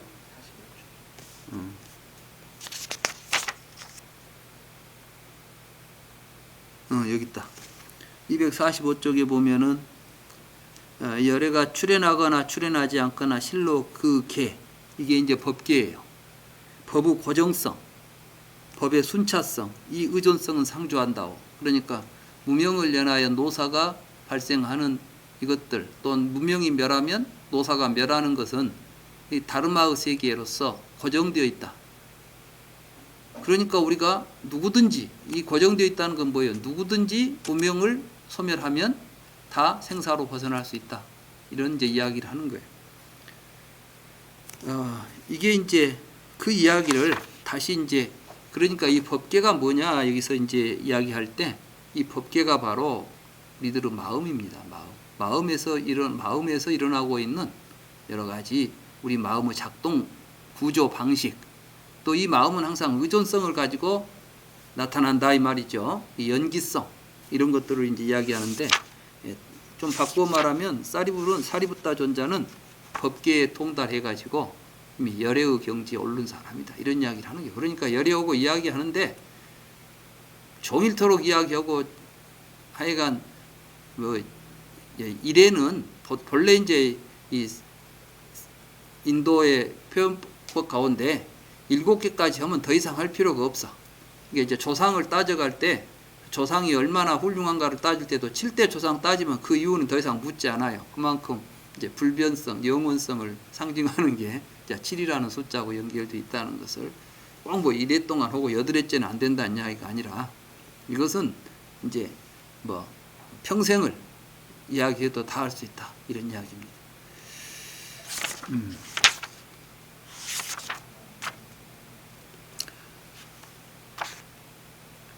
시간이 많이 됐죠. 그래서 첫 시간은 워낙 경이 또 긴 경이기도 하고 또 중요한 경이기도 하고 해서 시간이 좀 걸렸습니다. 자, 이 시간은 여기까지 하고 한 20.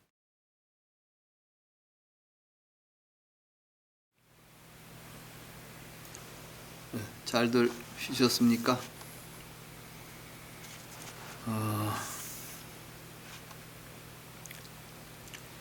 불교를 마음 공부한다.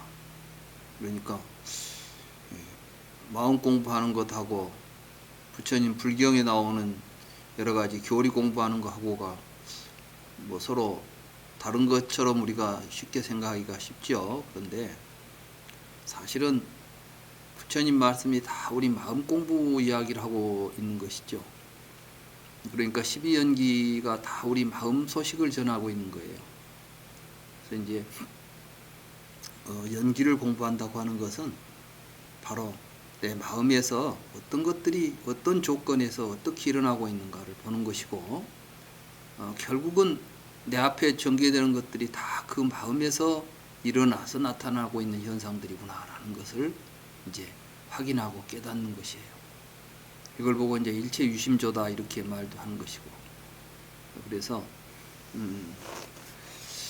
공부하는 분들이 지금까지 우리 불교 공부가 이러한 경이 없이 공부를 하다 보니까 어떻게 할지도 모르고 그냥 공부만 뭐 사람한테 사람으로 전해져 오는 이야기들만 믿고 누구 이야기 듣고 누가 하고 이런 식으로 이제 하다 보니까, 특히 이 부처님의 근본 가르침이 아비달마를 거치면서 그 본질이 많이 왜곡이 되어 있었는데, 그렇게 잘못 이해된 불교 해석을 가지고 지금까지 공부를 하다 보니까 바른 길을 우리가 잃었던 것입니다. 그래서 이제 제가 이제 이렇게 번역도 하고 하는 이유가 부처님은 말씀의 근거에서 공부하자는 거예요. 저는 처음부터 끝까지 제 이야기를 한 적이 없습니다. 저는 오직 경을 제가 여러분들에게 소개했고 경에 대해서 해석을 했지, 내 개인적인 생각을 보태서 이야기를 한 적이 없습니다. 이게 이제 앞으로 이미 이제 쌍유타 니까야가 이런 법상에 대해서는 잘 이제 설에 설하고 있어요. 그래서 디가 니까야, 마찌마 니까야, 쌍유타 니까야, 이 3부 니까야가 이미 잘 번역이 됐기 때문에 여러분들이 공부하는데 이제 그렇게 큰 장애는 없을 것입니다.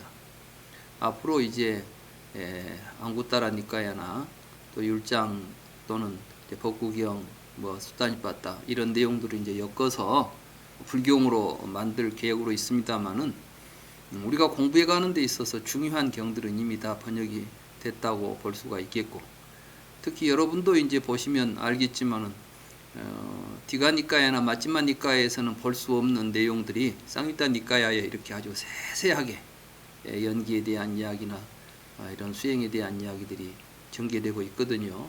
그래서 이번에 이제 이 쌍유타 니까야 공부를 잘 하게 되면 불교의 여러 그 교상 또는 법상들에 대해서는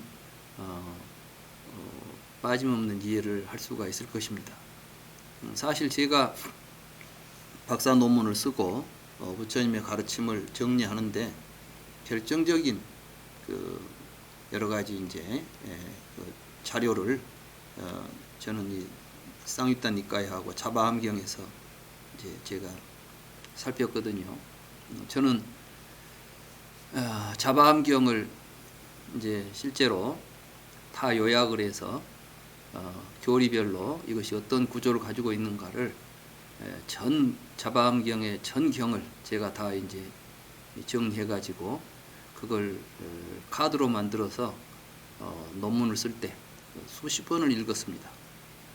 그리고 또 이 쌍유단 니까야 이런 내용들을 다시 이제 거기에 참고해 가지고 그 의미를 분명하게 해서 이런 작업들을 해왔기 때문에 제가 이제 여러분들한테 이 니까야를 읽을 때, 쌍유단 니까야를 읽을 때 그냥 글만 읽는 게 아니라 거기에 함축되어 있는 의미들을 더 깊이 있게 자세하게 설명할 수 있는 것은 그동안 제가 이러한 니까야에 대한 전반적인 그 공부를 했기 때문입니다. 그래서 여러분들에게 제공하는 이러한 좋은 자료들을 여러분들이 소중하게 잘 간직하셔가지고 이걸로 여러분들의 공부에 큰 지침으로 삼기를 바랍니다.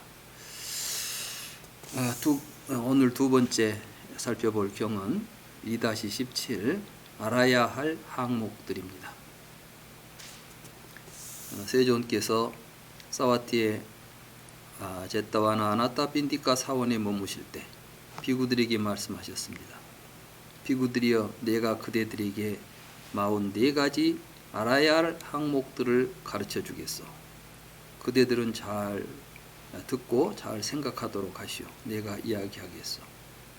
그 비구들은 그렇게 하겠습니다, 세존이시여 라고 대답했습니다. 세존께서는 다음과 같이 말씀하셨습니다. 비구들이여, 44가지 알아야 할 항목들은 어떤 것인가? 노사에 대한 암, 노사의 쌓임에 대한 암, 노사의 소멸에 대한 암, 노사의 소멸의 소멸에 이르는 길에 대한 암, 그리고 생, 유, 취, 가래, 느낌, 접촉, 유깁처, 이름과 형색, 분별하는 마음, 유의를 조작하는 행위들에 대한 암과 이들의 쌓임과 소멸과 소멸에 이르는 길에 대한 암, 이것들을 44가지 알아야 할 항목들이라고 한다고. 이게 이제 우리가 불교를 공부하는 우리 불자들이 알아야 될 중요한 항목들은 44가지가 있다는 거예요. 이 44가지는 무엇이냐 하면은 바로 행식, 명색, 유깁, 촉수, 예취, 유생, 노사에 이르는 이 11가지 연기의 지에 대해서 그것들을 사성제 그 구조로서 이해할 줄 알아야 된다는 말씀이에요. 그러니까 이 사성제라는 게 간단하게 그냥 고진멸도라고 우리가 알고 있는데, 여기 보면은 12연기의 모든 지분들이 다 고예요, 고. 근데 무명이 없죠. 여기서 무명은 빠져 있잖아요. 무명이라는 것은 바로 이 무지한 상태에 있을 때 이런 이제 하나의 그 상황이에요, 상황. 우리의 마음이 진실을 알지 못하는 무지한 상태에 있을 때 우리의 마음이 움직이는 게 이제 행이에요, 행. 실제로 마음이 이제 어떤 작용을 하죠. 이때 이제 신구의 삼행으로 나타나잖아요. 신구의 삼행으로 나타난다고 하지만 사실은 우리의 모든 업은, 우리의 행은 전부 의행인 거예요. 말하자면 마음이 움직이니까 말도 하게 되고 행동도 하게 되는 것이죠. 그래서 이제 불교에서는 의업을 가장 중요시하는 거예요. 그러니까 불교에서는 의도하지 않는 것은 업이 아니라고 해요. 그러니까 내가 고의로 하지 않았는데, 우리 시체 말로 뭐 배 떨어지자, 까마귀 날자 배 떨어진다, 그것도 다 인과법이다, 이런 이야기 하잖아요. 까마귀 날자 배 떨어진 게 무슨 인과법입니까? 그게 아니고 불교는 까마귀 날자 배 떨어진다. 세상은 전부 인과로 얽혀 있다. 그래버리면 뭐가 되냐 하면 그건 기계적 인과론이 돼가지고 필연론이 돼요. 세상에 일어난 모든 것은 다 과거 인연 때문에 일어난 일이 돼버리면 어떻게 되겠어요? 그러면 그 업보의 고리에서 벗어날 수가 있겠습니까? 없겠습니까? 없는 거예요. 문제는 뭐냐면 내가 의도를 가지고 한 행동들이 업이 되고 그것에 의해서 결과로 나타난다고 했을 때 업의 결과는 업과 내가 업을 지었을 때 그 과보는 공간 속에서 나타나는 현상이 아니에요. 말하자면 까마귀가 날아가는데 배가 떨어지고 이렇게 공간에서 일어난 사건 이야기를 하자는 게 아니라 우리의 마음속에서 벌어지는 현상을 이야기하려고 하는 거예요. 내가 악의를 가진 순간 우리의 마음 자체가 악심으로 모이게 돼요. 쌓이게 돼요. 악심이. 이 집이라는 거 이게 이제 쌓여서 나타나는 거예요. 그러니까 우리가 노사라는 생각들이 계속해서 쌓여서 나타난 현상이에요. 저 어린 애들한테 늙어 죽는 이야기 하면 애들이 뭐 알아들을까요?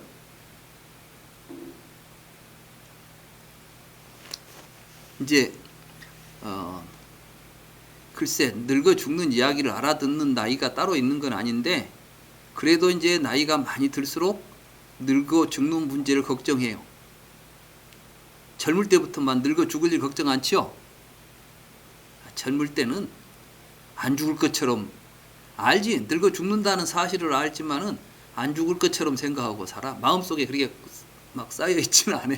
그런데 사실 이제 죽음이 임박하면 죽을 걱정하고 늙어서 이제 죽을 걱정 이게 이제 마음속에 계속 나타나는 거예요. 이제 어떻게 죽을까 뭐 조금만 뭐 있어도 이제 죽을란가 뭐 있으면 막 두렵지요.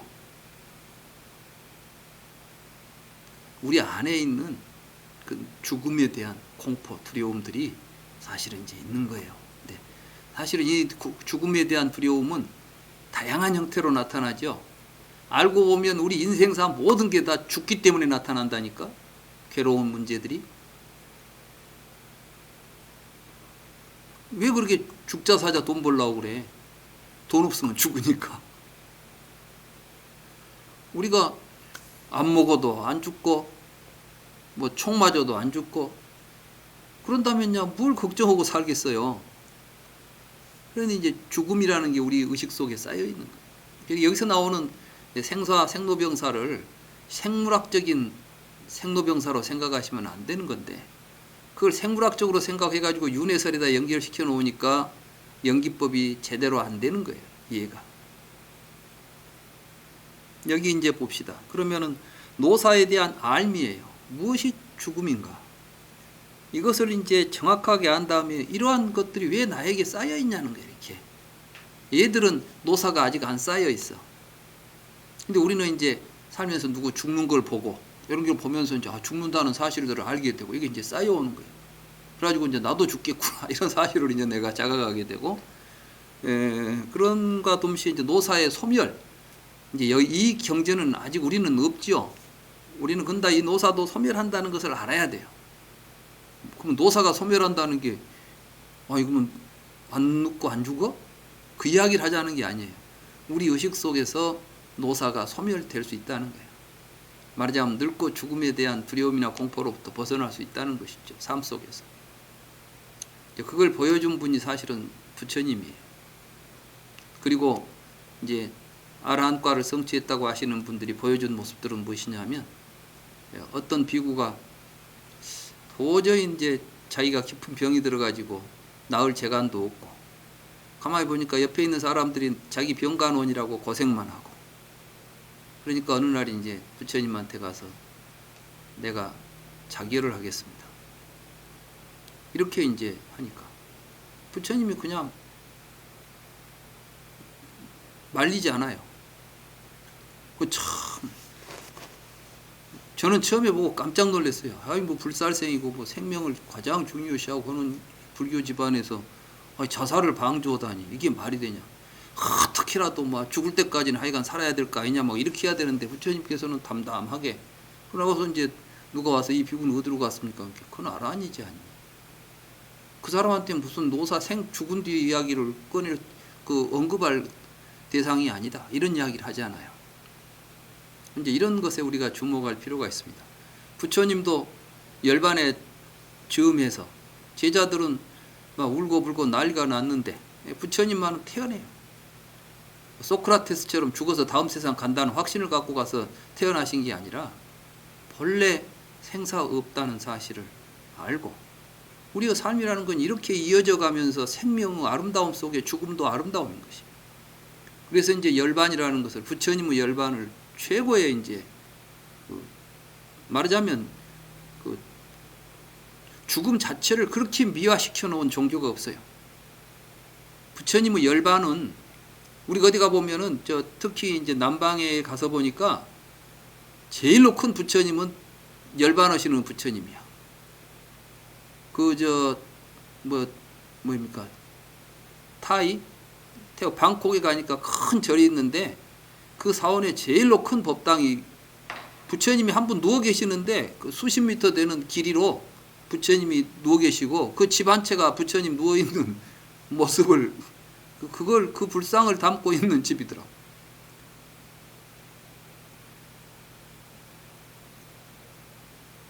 죽음은 축복입니다. 우리가 죽지 않으면 새로운 생명이 이 세상에 태어날 수가 없습니다. 그래서 생명의 현상에서 본다면 내가 나라는 이 몸을 중심으로 해서 형성되어 있는 아집만 버리고 본다면 사실은 죽음을 통해서 새로운 생명들이 이어져 가고 살아가는, 그래서 긴 생명의 그물, 우리의 이제 연기적 생명관에서 본다면 사실은 죽음은 착각이고 환상인 것입니다. 만약에 이 세상에 사람들이 태어나가지고 전부 안 죽고 계속 살고 있다면 이 세상에 어떤 존재가 살아남겠습니까? 아마 지구가 사람으로 겹겹이 수백 미터 포개져 있을 거예요. 그래서 사람이 살긴 하겠어요? 우리 몸의 세포가 죽어나가지 않으면 새 세포가 어떻게 차오르겠습니까? 여러분들은 몸에서 오래된 노쇠한 세포가 빠져나가는 걸 보고 슬퍼했습니까? 기뻐했습니까? 새로운 세포가 빨리 교체되면 젊고 이쁘다고 그러죠? 이게 이제 버티고 앉아있으면 늙고 쭈그러드는 거예요. 이 사회가 건강해지고 생명이 아름답게 살기 위해서는 죽음 자체가 죽음이 아름다워야 돼요. 근데 우리는 너무 죽음을 갖다가 생명에 대한 오해예요, 이것이.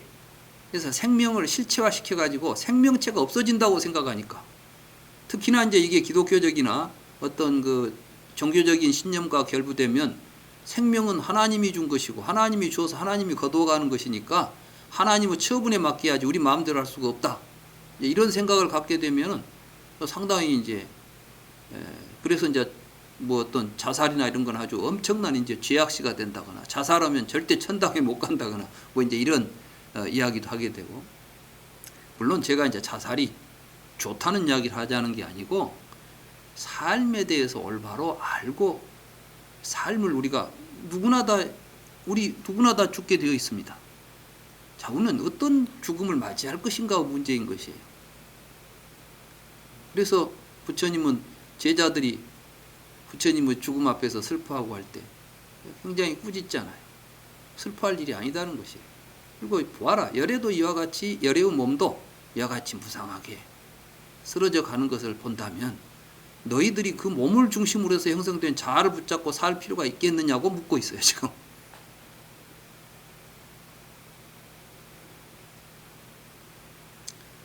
그래서 이제 옛날 우리 어른들은 참, 우리 어른들이 지혜로웠던 게 연세가 많이 들어가지고 이제 더 이상 회복할 것도 없고 이제 죽을 날만 기다릴 때가 딱 되면 곡기를 딱 끊고 조용하게 몸 깨끗이 잘 하고 그저 깨끗하게 그날을 자기가 스스로 맞이하고 있는 모습들을 볼 수가 있어요. 우리가 옛날에 보면 뭐 곡기를 끊었다는 이야기 있잖아요. 이게 사실은 알고 보면 스스로 자기의 삶을 자기가 결단하는 것입니다. 칼만 안 들었을 뿐이지 스스로 자기 삶을 자기가 마감하는 것이에요. 사실 우리는 이제 그걸 말하자면 우리가 스스로 죽음을 그렇게 맞이할 수 있는 힘을 얻어야 됩니다. 이게 수행의 힘입니다. 근데 수행을 잘했던 사람이 죽을 때 되니까 안 죽으려고 발버둥 치고 이러면 이제 이게 문제지요. 청화 스님께서 여든에 돌아가셨는데 그분이 항상 여든이 되시고 나서는 나같이 못난 중이 부처님보다 오래 살아서 죄스럽다. 부처님보다 오래 살아서 죄스럽다. 오래 산 것으로 오히려 죄스럽다고 생각하시는 말씀을 되뇌시다가 이제 병원에 입원을 했어요. 몸이 약해져 가지고. 그러니까 스님께서 긋고 왜 내가 병원에 가 있어야 되냐. 그리고 이제 병원에서 나와 가지고 그래서 스님이 아주 적극적으로 병원 입원을 거부하셔 가지고 나오셔 가지고 돌아가시면서는 이제 중이 본래 왔다가 가는 것이 그 무슨 대단한 일이라고, 나 죽으면 그냥 거적대기로 싸서 아무데나 던져버리고 그 장례 같은 거 그 번거롭게 하지 말라고 유언을 남기실 정도로 이렇게 실제로 이제 수행하시는 분들은 이렇게 자기 몸뚱아리를 가지고 막 나다고 생각하고 이놈을 또 어디 안 변하게 뭐 어디다가 미라를 만들어 갖고 뭐 보관을 해야 된다거나 이런 참 그 너절하고 그 더러운 짓을 이제 해서는 안 되는 것이죠. 그래서 이제 불자들은 이제 생명에 대한 바른 그 인식을 하고 그걸 하기 위해서 이제 연기를 공부하는 겁니다. 오늘 이제 공부할 내용에 그런 내용들이 있습니다. 잘 한번 살펴보도록 합시다. 이 44가지 항목들이라는 게 바로 노사에 대한 이게 모든 게 다 이제 사실은 12연기가 전부가 다 사성제하고 연관되어서 각각의 지분들이 다 사성제의 구조를 가지고 있다. 이렇게 아시면 되겠습니다. 그래서 이제 그럼 노사란 무엇인가? 263쪽이 있죠. 비구들이여 그렇다면 노사란 어떤 것인가? 이런저런 중생들의 몸에 노쇠가 나타나고 이가 빠지고 주름살이 지고 수명이 줄고 지각활동이 쇠퇴하면 존자들이여 이것을 늙음이라고 부르고, 그러니까 이제 사람은 사람 몸뚱아리를 가지고 있으면서 사람 몸에서 나타나는 여러 가지 이제 노쇠한 현상들, 이걸 늙음이라고 부른다 그 말이죠. 늙음이라는 존재가 있는 것도 아니고 우리가 자연스럽게 그런 현상을 우리는 늙음이라고 부르는 것이에요.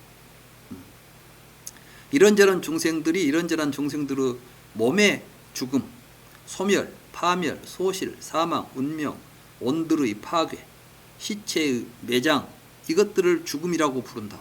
그러니까 사실 우리는 이제 이런 것들을 보면서 죽음이라는 것으로 우리 의식 속에 모이게 되는 거예요. 이게 사람이 누가 이제 뭐 시체를 묻거나 이제 몸이 쓰러져 죽으면 모두 죽음이라고 우리가 부르잖아요. 우리는 태어나서 이제 이런 것들이 우리 의식 속에 모여 있는 것들이에요, 사실은. 근데 이걸 이제 잘못 보면, 부처님도 뭐 이런 걸 죽음이라고 했잖아. 생물학적인 죽음 이야기 하고 있잖아. 이렇게 이제 이해할 수가 있어요. 근데 이게 어떻게 집이라는 말하고 연결이 돼야 안 돼요. 집이라는 것은 모여서 쌓여서 나타난 현상인데, 내 죽음이 내 몸이 죽어서 쌓여서 나타나겠어요. 그게 아니라 우리는 세상을 살면서 뭐 개도 세상에 태어나가지고 이도 빠지고 뭐 저런 게 늙는구나 이런 걸로 우리가 이제 인식하고, 사람도 그렇게 보고, 또 몸이 죽어가지고 뭐 매장을 한다거나 뭐 이런 거 보면 죽었구나, 이런 것들이 우리 의식 속에 쌓여서 나타나는 현상이에요. 그걸 집이라고 불러요. 집. 이게 고집멸도 이제 집이라는 건 쌈우다야인데, 쌈우다야라는 것은, 쌈이라는 것은 함께 모여서, 우뜨라는 것은 위로 이렇게 나타나는 현상인데, 그래서 그걸 한문으로는 쌓일 집자, 모일 집자에다가 일어날 기자, 집기라고 번역을 했고, 나는 이걸 어떻게 번역할까 하다가 이제 그냥 쌓임, 이렇게 쌓여서 쌓이면 이렇게 나타나니까 이런 이제 쌓임이라고 번역했는데, 아무튼 그 개념들이 벌써 여기 이제 이 노사에다가 집이라는 개념을 집어넣음으로써 우리가 지금까지 이해했던 그냥 12연기의 노사는 늙어 죽음이구나 단순히 봤던 것과는 좀 다른 의미를 지금 우리가 볼 수 있는 거예요. 생이 모여 나타나면 노사가 모여 나타나고, 그러니까 무엇이 놈이 생겼다는 현상들이 계속 우리들 의식 속에 쌓이면 또 그놈이 늙어 죽는다는 현상과 더불어서 이제 같이 나타나는 것이죠. 누가 생겨서 죽고 이런 현상들이 연계되어서 생이 소멸하면 노사가 소멸한다. 이러한 사실에 대한 바른 견해, 이게 이제 정견이에요. 그러니까 이러한 사실에 대한 바른 견해가 정견이에요. 연기한다는 사실에 대한 견해, 이게 이제 정견이란 무엇인가? 정견은 바로 이런 걸 정견이라고 부르죠. 그리고 이제 이러한 정견을 갖기 때문에 우리가 어떻게 해야 할 것인가, 의도로 우리가 바른 생각을 일으킬 수가 있는 거예요. 정사유라는 것은 그냥 논리적인 그 판단하고 사유하는 작용이 아니라 바로 우리들의 어떤 의도를 일으키는 겁니다. 그래서 우리가 우리의 삶은 항상 의도의 기초에 있죠. 근데 우리는 이제 우리는 안 늙어 죽을 것처럼 생각하니까 안 늙어 죽을 방도만 생각하고 사는 거야, 그냥. 근데 늙어 죽는다는 사실을 안다면 그러한 사실을 가지고 우리가 의도를 일으키는 거예요. 예를 들자면 나이가 지금 이제 70 넘고 80 넘고 90 이렇게 되면 세상에서 지금 뭐 한 푼이라도 돈을 더 벌어야 되겠다는 생각을 일으켜야 되겠어요. 이제는 죽음을 어떻게 맞이할 것인가, 이러한 생사를 초월할 공부를 해야 되겠다는 마음을 일으켜야 되겠어요. 근데 이걸 모르니까 정견이 없으니까 지금도 내일 숨 넘어갈 사람이 지금도 앉아서 주식 보고 앉았고 뭐 집값 보고 앉았고 묵 보고 앉았고 이렇게 살잖아요. 지금 아무 생각이 없어요. 이게 이제 정사유가 안 되는 거예요, 이게. 그래서 이제 정사유라는 것은 정견을 가져야만 내 삶의 바른 의도를 세우고 그 의도를 실현하기 위해서 말도 하고 행동도 하는 거 아니에요. 그러는 가운데 우리의 마음이 항상 편안한 정정의 상태를 유지해 가는 걸 팔정도라 그럽니다. 그러니까 불교 수행은 현실적인 삶을 바르게 사는 데 목적이 있는 것이지 그냥 이 세속을 떠나는 출세관으로 딴 데로 갈 공부를 하면 안 되는 거예요. 근데 이게 이제 마치 이 세상을 떠나서 열반의 세계가 딴 세상에 있다고 설정해버린 게 아비달마 불교예요. 말하자면은 이 생사가 있는 이 유의법의 세계에서 무의법의 세계로 가야 된다. 이렇게 이제 생각을 하니까 생사와 열반을 둘로 쪼개놨단 말이죠. 생사의 세계가 따로 있고 열반의 세계가 따로 있다. 그러니까 이제 중생들은 우리가 아무리 공부를 많이 해도 생사의 세계 속에서 윤회하는 세상이고, 윤회를 벗어나려면 출가해가고 수행해서 뭐 아라한가를 얻어야 된다, 이런 식으로 이야기를 해놓으니까 마치 열반은 중생들의 현실 세계와는 동떨어진 딴 데가 있는 세계, 말하자면 죽어서 가는 천당처럼 분리시켜 놨어요. 삶과 이 수행을. 이게 아비달마의 굉장히 잘못된 불교 이해입니다. 그게 지금까지 영향을 미쳐가지고 뭐 불교 수행하면, 그리고 뭐 혹자는 또 뭐 제가자가 수행한다고 해서 열반 얻을 수 있습니까? 이런 질문이나 하고, 제가고 출가고 간에 다르마를 따라가면 되지 무슨 머리 깎고 안 깎고가 무슨 상관이 있겠어요. 이거 중요한 것은 다르마지. 다르마는 고정되어 있다 그랬죠. 법계는 상주한다니까. 그 법계를 올바로 알아가지고 그 법을 여법하게 실천하면 가게 돼 있어. 그거는 열애는 그걸 열애가 만든 법이 아니야. 그건 본래 있는 세상에 상주하는 법이고, 열애는 다만 그걸 깨달았을 뿐이에요. 열애가 먼저 보고 나서 이런 게 있다 우리한테 가르쳐 준 거야. 그거 봤으면 우리도 가면 되는 것이지. 지금 무슨 의미가 다른 게 있겠어요. 이게 이제 바른 불교입니다.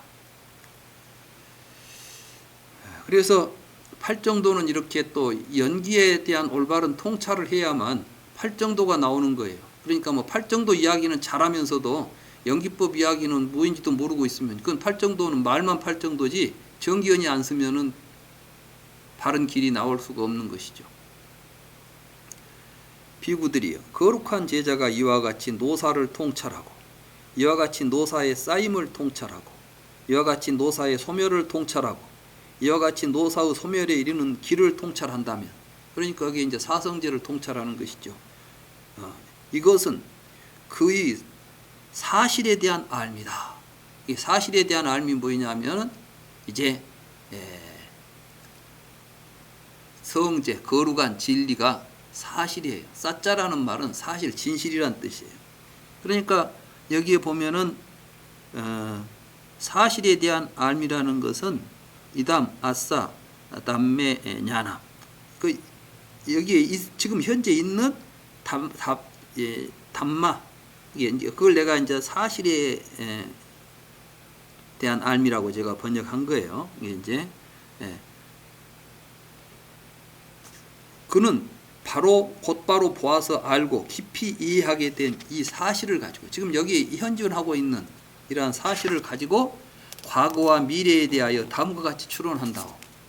과거의 노사에 대하여 알고, 노사의 쌓임에 대하여 알고, 노사의 소멸에 대하여 알고, 노사의 소멸에 이르는 길에 대하여 알았던 사문이나 바라문은 그 누구든지 모두가 지금의 나와 같이 알았을 것이다. 이게 이제 사마예요. 사마, 일치한다. 그러니까 과거에 또 이것을 이러한 사실은 과거의 사람도 봤을 것이고 나도 보고 미래에도 이걸 볼 것이다. 이게 이제 사마라는 이야기죠. 이게 바르다는 뜻이에요. 바르다. 일치한다는 거예요. 옛날 사람들은 다르게 봤는데 나는 지금 이렇게 보고 있지만 옛날 사람들은 이렇게 안 봤어. 그러면 이거는 이제 사마가 못 되는 거예요. 이걸 보고 미차라 그래요. 그래서 이제 정견이냐 사견이냐를 할 때 과거에도 그렇고 현재에도 그렇고 미래에도 그렇고 뭐 한국 사람도 똑같이 보고 미국 사람도 똑같이 보고 뭐 세계 어느 나라 인종이나 국가를 초월해서 시대를 초월해서 일치할 수 있는 걸 사마라고 해요. 정법, 사마 이렇게 말하는 것이죠. 이제 추론을 통해서. 근데 과거의 사람은 내가 지금 못 보니까 추론하는 것이죠. 미래의 사람도 현재 내가 못 보니까 추론하는 것이죠. 내가 볼 수 있는 것은 뭐예요? 지금 현재 일어나고 있는, 여기에서 지금 일어나고 있는 사실이죠. 이 사실을 통해서는 과거에도 진실을 이걸 봤을 것이고 미래도 이걸 봤을 것이다. 이렇게 아는 것이 이제 추론지입니다. 미래의 노사에 대하여 알고, 노사의 쌓임에 대하여 알고, 노사의 소멸에 대하여 알고, 노사의 소멸에 이르는 길에 대하여 알게 될 사문이나 바라문은 그 누구든지 모두가 지금은 나와 같이 알게 될 것이다. 이렇게 아는 것, 이것은 그의 추론에 의한 알미라고. 아까는 자기가 직접 확인했으니까 사실을 확인했죠. 내가 본 사실은 시공을 초월해 있는 사실이구나 라고 하는 건 추론이에요. 그래서 비구들이요, 거룩한 비구에게는 사실에 대한 암과 추론에 의한 알미라고 하는 이와 같은 두 가지 청정하고 순수한 알미 있다고. 비구들이요, 이것을 거룩한 제자가 견을 구족했다. 이게 이제 정견이다 이런 뜻이에요. 통찰을 구족했다. 이게 뭐냐면 반야예요. 반야로서 통찰했다 이 말이죠. 이건 이제 다산나라고 하는데 이제 보는 이제 정견, 알고 본다 할 때 이제 보는 건데, 이건 이제 이걸 통찰하는 이런 걸 이제 반야라고 부르는 것이죠. 통찰을 구족했다. 이 정법을 성취했다. 이 정법이 뭐냐면 이제 사담마죠. 사담마. 또 이 정법을 보고 있다. 배워야 할 알을 갖추었다. 배워야 할 명지를 갖추었다. 법의 귀를 구족했다. 이게 법을 알아듣는 귀를 이제 갖추었다 이 말이죠. 거룩한 결택지가 있다. 불사의 문을 두드리며 서 있다. 불사라는 건 이제 죽지 않는 불사의 세계로 가는 문을 두드리며 서 있다. 이제 이렇게 정견을 가져야만 생사를 극복할 수 있는 길을 가서 그 생사를 벗어나는 문을 열고 나갈 수가 있는 것이다. 이런 뜻입니다. 비구들이여 생, 유, 취, 가래, 느낌, 접촉, 유깁처, 이름과 형색, 분별하는 마음, 유의를 조작하는 행위들, 무명에 대해서도 이와 같다. 이게 이제 알아야 할 항목들인데 150에서 무명은 지금 좀 확인해 봐야 되겠습니다. 왜냐하면은 44가지 알아야 할 항목이기 때문에 여기서는 이제 무명은 사실은 이제 집멸이 이제 화기와 무명도 멸하긴 하는데 44가지 사실 속에 사실 무명은 빠져 있어요. 왜냐하면 고진멸도 사성제가 4가지 속에 들어 있으니까. 근데 이 전체적인 이제 소멸을 무명의 멸이라고 또 볼 수가 있으니까. 아무튼 뭐 이제 그저 그 의미만 이해하시면 되겠습니다. 요건 제가 무심코 무명을 넣은 것인지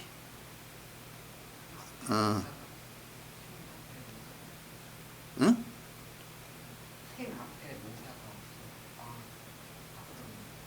노사는 앞에 한번 했기 때문에 요거는 이제 그 내가 사실은 본 경에는 생에 대해서도 똑같이 하고 그래가지고 이거 본 게 11배나 더 10배나 더 긴 문장이에요. 그걸 제가 이제 싹 제거해 버리고 마찬가지니까 이것도 똑같은 사성제로 본다는 이야기로 제가 생략해서 번역을 한 것이지 원경에는 이렇게 안 돼 있습니다. 근데 이제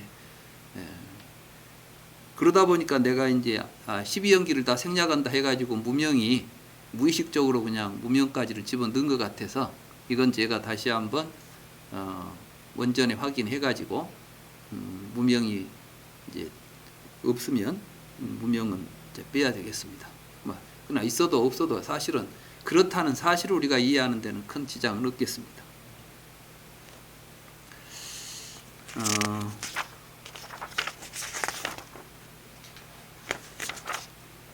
다음 경이 좀 짧지 않아서 오늘은 또 같이 공부하신 분들 인사 나눌 시간도 좀 가지려면 오늘 제 이야기는 여기까지 하는 게 좋을 것 같습니다. 오늘 우리가 이제 확실히 좀 더 공부한 내용을 간단히 좀 정리하자면은 마음 공부를 한다. 이것은 바로 우리의 마음에서 일어나고 있는 다르마들이 어떠한 구조 속에서 일어나고 사라지는가를 아는 것이다. 다시 말해서 연기의 유전과 환멸문을 정확하게 통찰하는 것이 바로 마음 공부다. 또 이런 공부를 할 때 어떻게 공부하느냐? 이 사성제로서 이런 것들을 통찰해 가야 된다. 이제 이런 내용이 이 앞에 오늘 공부한 2개의 경은 요지가 그렇습니다. 그러니까 앞으로 이제 우리 붓다나라가 무슨 수행을 하든 무엇을 하든 모든 공부들은 바로 이러한 구조 속에서 해 가야 됩니다. 이런 거 없이 공부를 하면 항상 막연해요. 뭘 하고 있어도 내가 지금 제대로 하고 있는지, 뭘 제대로 보고 있는지, 수행한다는 데 가서 10년, 20년을 다녀도 수행은 많이 한 것 같은데 뭔가 내가 지금 어디로 가고 있는지, 어디쯤 가고 있는지, 어디에 와 있는지 이런 건 전혀 이제 모르는 거예요. 지금 우리 주변에 이제 공부들이 바로 그런 공부들을 하고 있어요. 그럼 앞에서 지도하는 사람은 제대로 하고 있을까? 내가 보니까 그 사람도 비슷해. 다만 어쩌다 보니까 앞에 앉아 있을 뿐이야. 사실 이런 것들에 대한 이해가 안 돼 있어요.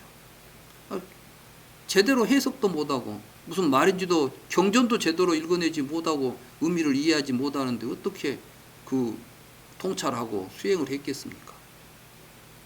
부처님이 그런 걸 우려해가지고 하신 말씀이 맹인이 말하자면은 이 장님이 횃불을 들고 있으니까 장님들이 그 뒤를 따라다닌다. 그런 어리석은 공부를 해서는 안 된다. 올바로 눈뜬 사람이 들어주는 횃불을 따라다녀야 된다. 이런 이야기가 경에 나오잖아요. 그런 것처럼 우리 붓다나라는 최소한 이제 눈 뜨고 불 들고 돌아다니지 눈 감고 불 들고 돌아다니지는 않으니까 여기에서는 우리가 바른 수행을 하고 바른 성취를 분명히 할 수가 있을 것이고, 또 제가 요즘 이제 우리 공부하시는 여러 도반님들의 말씀을 듣고 또 여러 가지 상태들을 보니까 벌써 이런 공부를 해가는 과정에서 상당한 이제 확신과 진척을 보이신 분들이 있다는 것을 제가 보게 됩니다. 그래서 저도 굉장히 그 보람을 느끼고 있고 또 모든 우리 법부님들이 함께 할 수 있겠구나 하는 좀 더 그 확신을 갖게 됩니다.